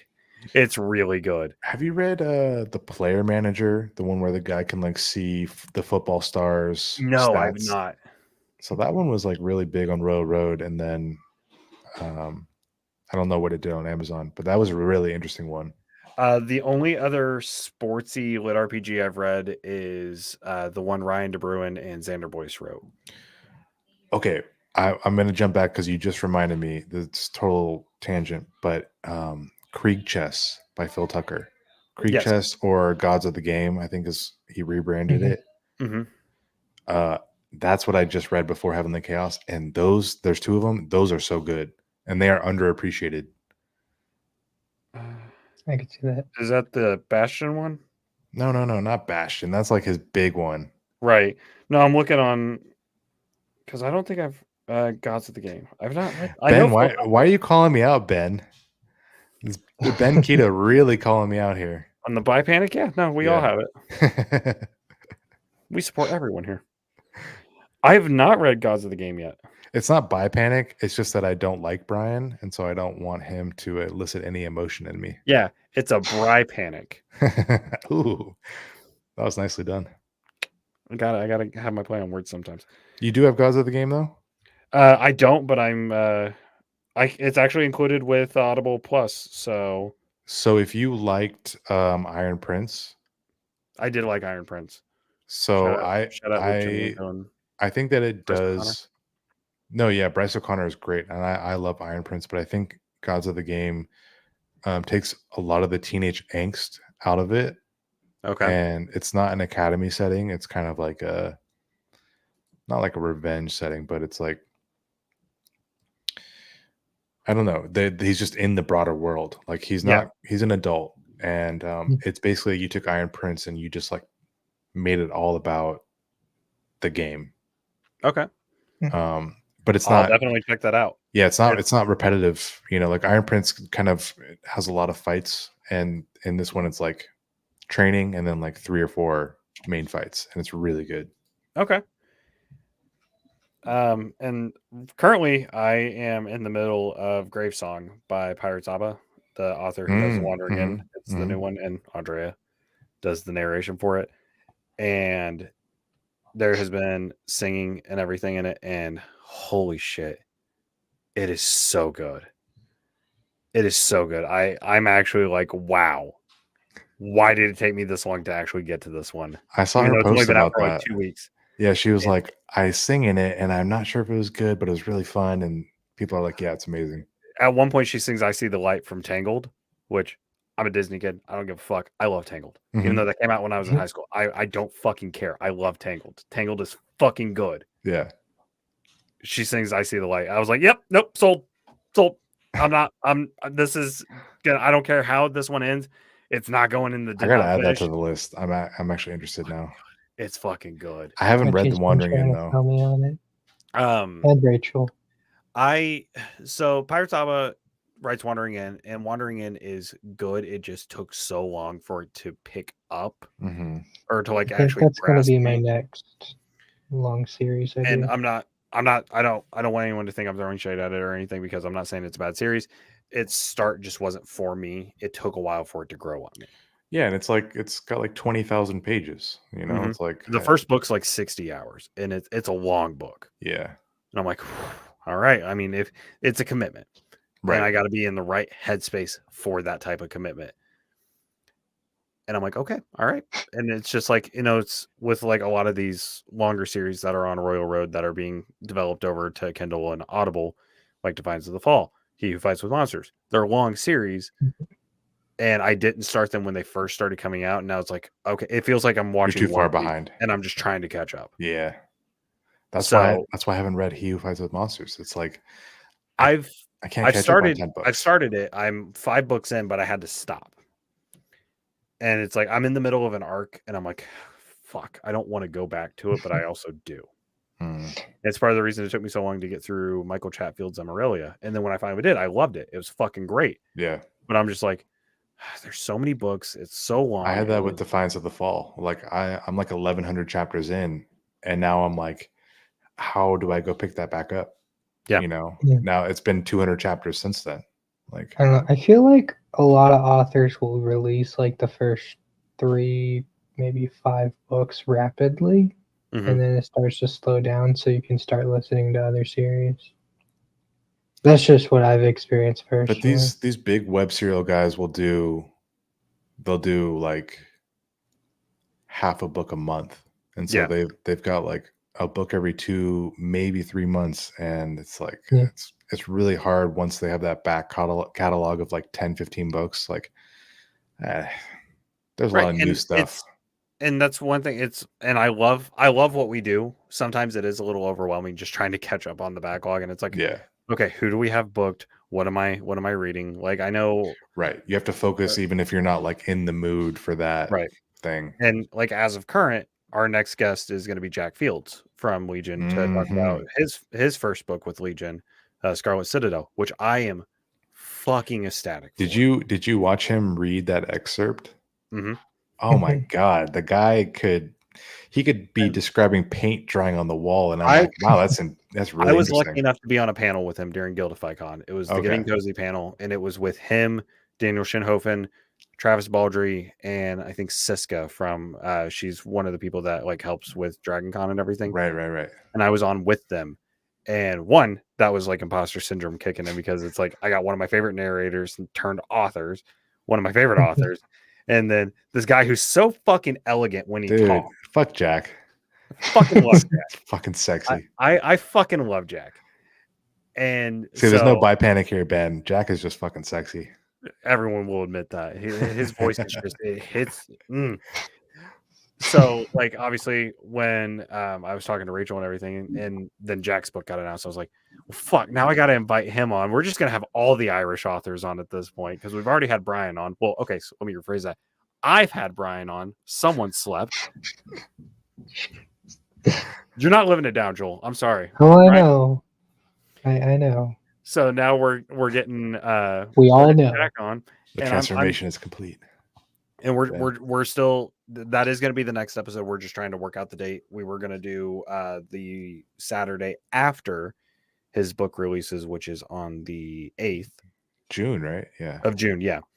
So that would have been 2 weeks out. It would have worked perfectly, but we don't know if he's going to be available or not. We're still trying to. He's going to be a good guest, and not only that, I think his book is going to be really good. Yeah, no, it is. I got to do a little bit. Oh, you got to read some? I got to do a beta read for it, just like for like editing stuff, and it is a very elegantly written book. Mm-hmm. And I don't even know if that word does it justice. It is so fucking good. Like outside the lit RPG norm. Yes. And it is going to be more progression fantasy. And yes, AFA is on the list. We do have to reach out to them, but I have read their book and I enjoyed it. So our list of guests is fucking insane. So she is Irish. Yes, she is Irish. Yeah, Aoife's really sweet. Aoife is she's an absolute sweetheart. I've only interacted with her like through some of the Guildify Con stuff, and then just I added her on Facebook after Joel talked to her, and I was like, hey, so this way we can set up stats more easily. Yeah. And I haven't messaged her yet, but I commented on one of her posts because I was sad I was not able to go to JordanCon. I wanted to be there so bad. Dude, it was the best.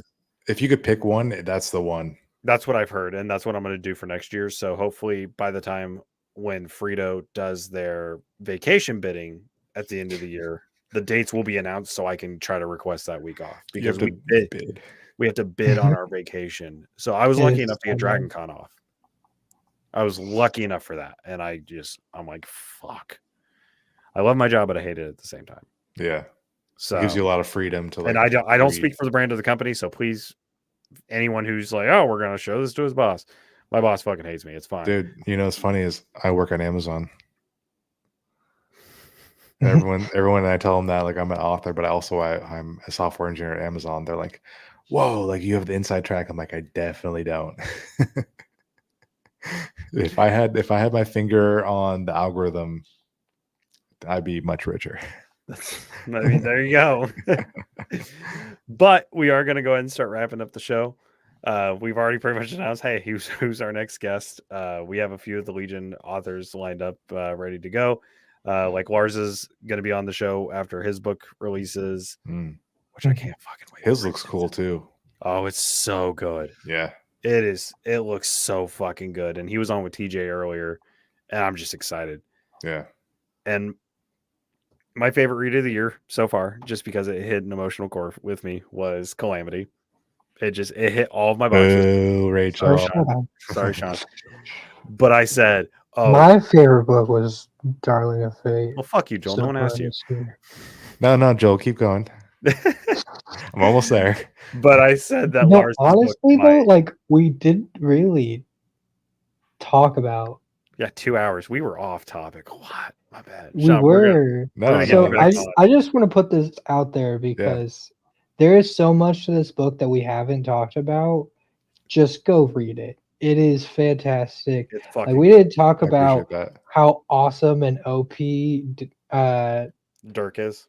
Dirk gets. Like some of his abilities, some of the like just OP shit he gets. We didn't talk about like any of like the love interest or like emotional shit that Richie normally talks about. I was on a roll today. And it's all fantastic. No, I appreciate that. I think also like maybe I deflect away from my own you humble shit. It's good. No, Sean, you did a very good job with this book, and thank you for coming on the show. We were so excited to have you. We were going to have you last week. Yeah. And then we realized, oh fuck, it's Mother's Day. Oh yeah, dude. I really didn't earn any brownie points asking my wife, like, hey, can I do this thing on Mother's Day? Not realizing it was Mother's Day. And she's like, you dumbass. Like Mother's Day stuff. Yep. It's like fuck. And I should have known because you said Richie. Well, so my mom used to work for one of the colleges, and they graduate on Mother's Day every fucking year. So she would always spend Mother's Day setting up graduation because she was the event planner and did it for 16 years. So that should be imprinted in my head when I say, oh, hey, they're graduating. Oh, fuck, it's Mother's Day. Yeah, I mean, I've been with my wife for 17 years. I should know Mother's Day. I really should. Yeah.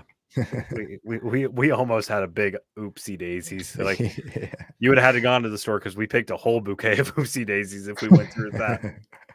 Not my It's joke. okay. American dad joke, by the way. All right, But hey, that's fine. Own it.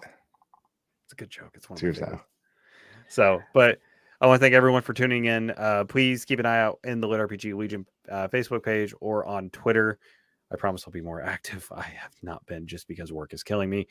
We will make announcements for when our next show date is. We are shooting for June 8th at the moment at noon or possibly 2 p.m. Eastern time just because Jack's over in Ireland. We don't want to keep him up all night and doing these later shows. It sucks.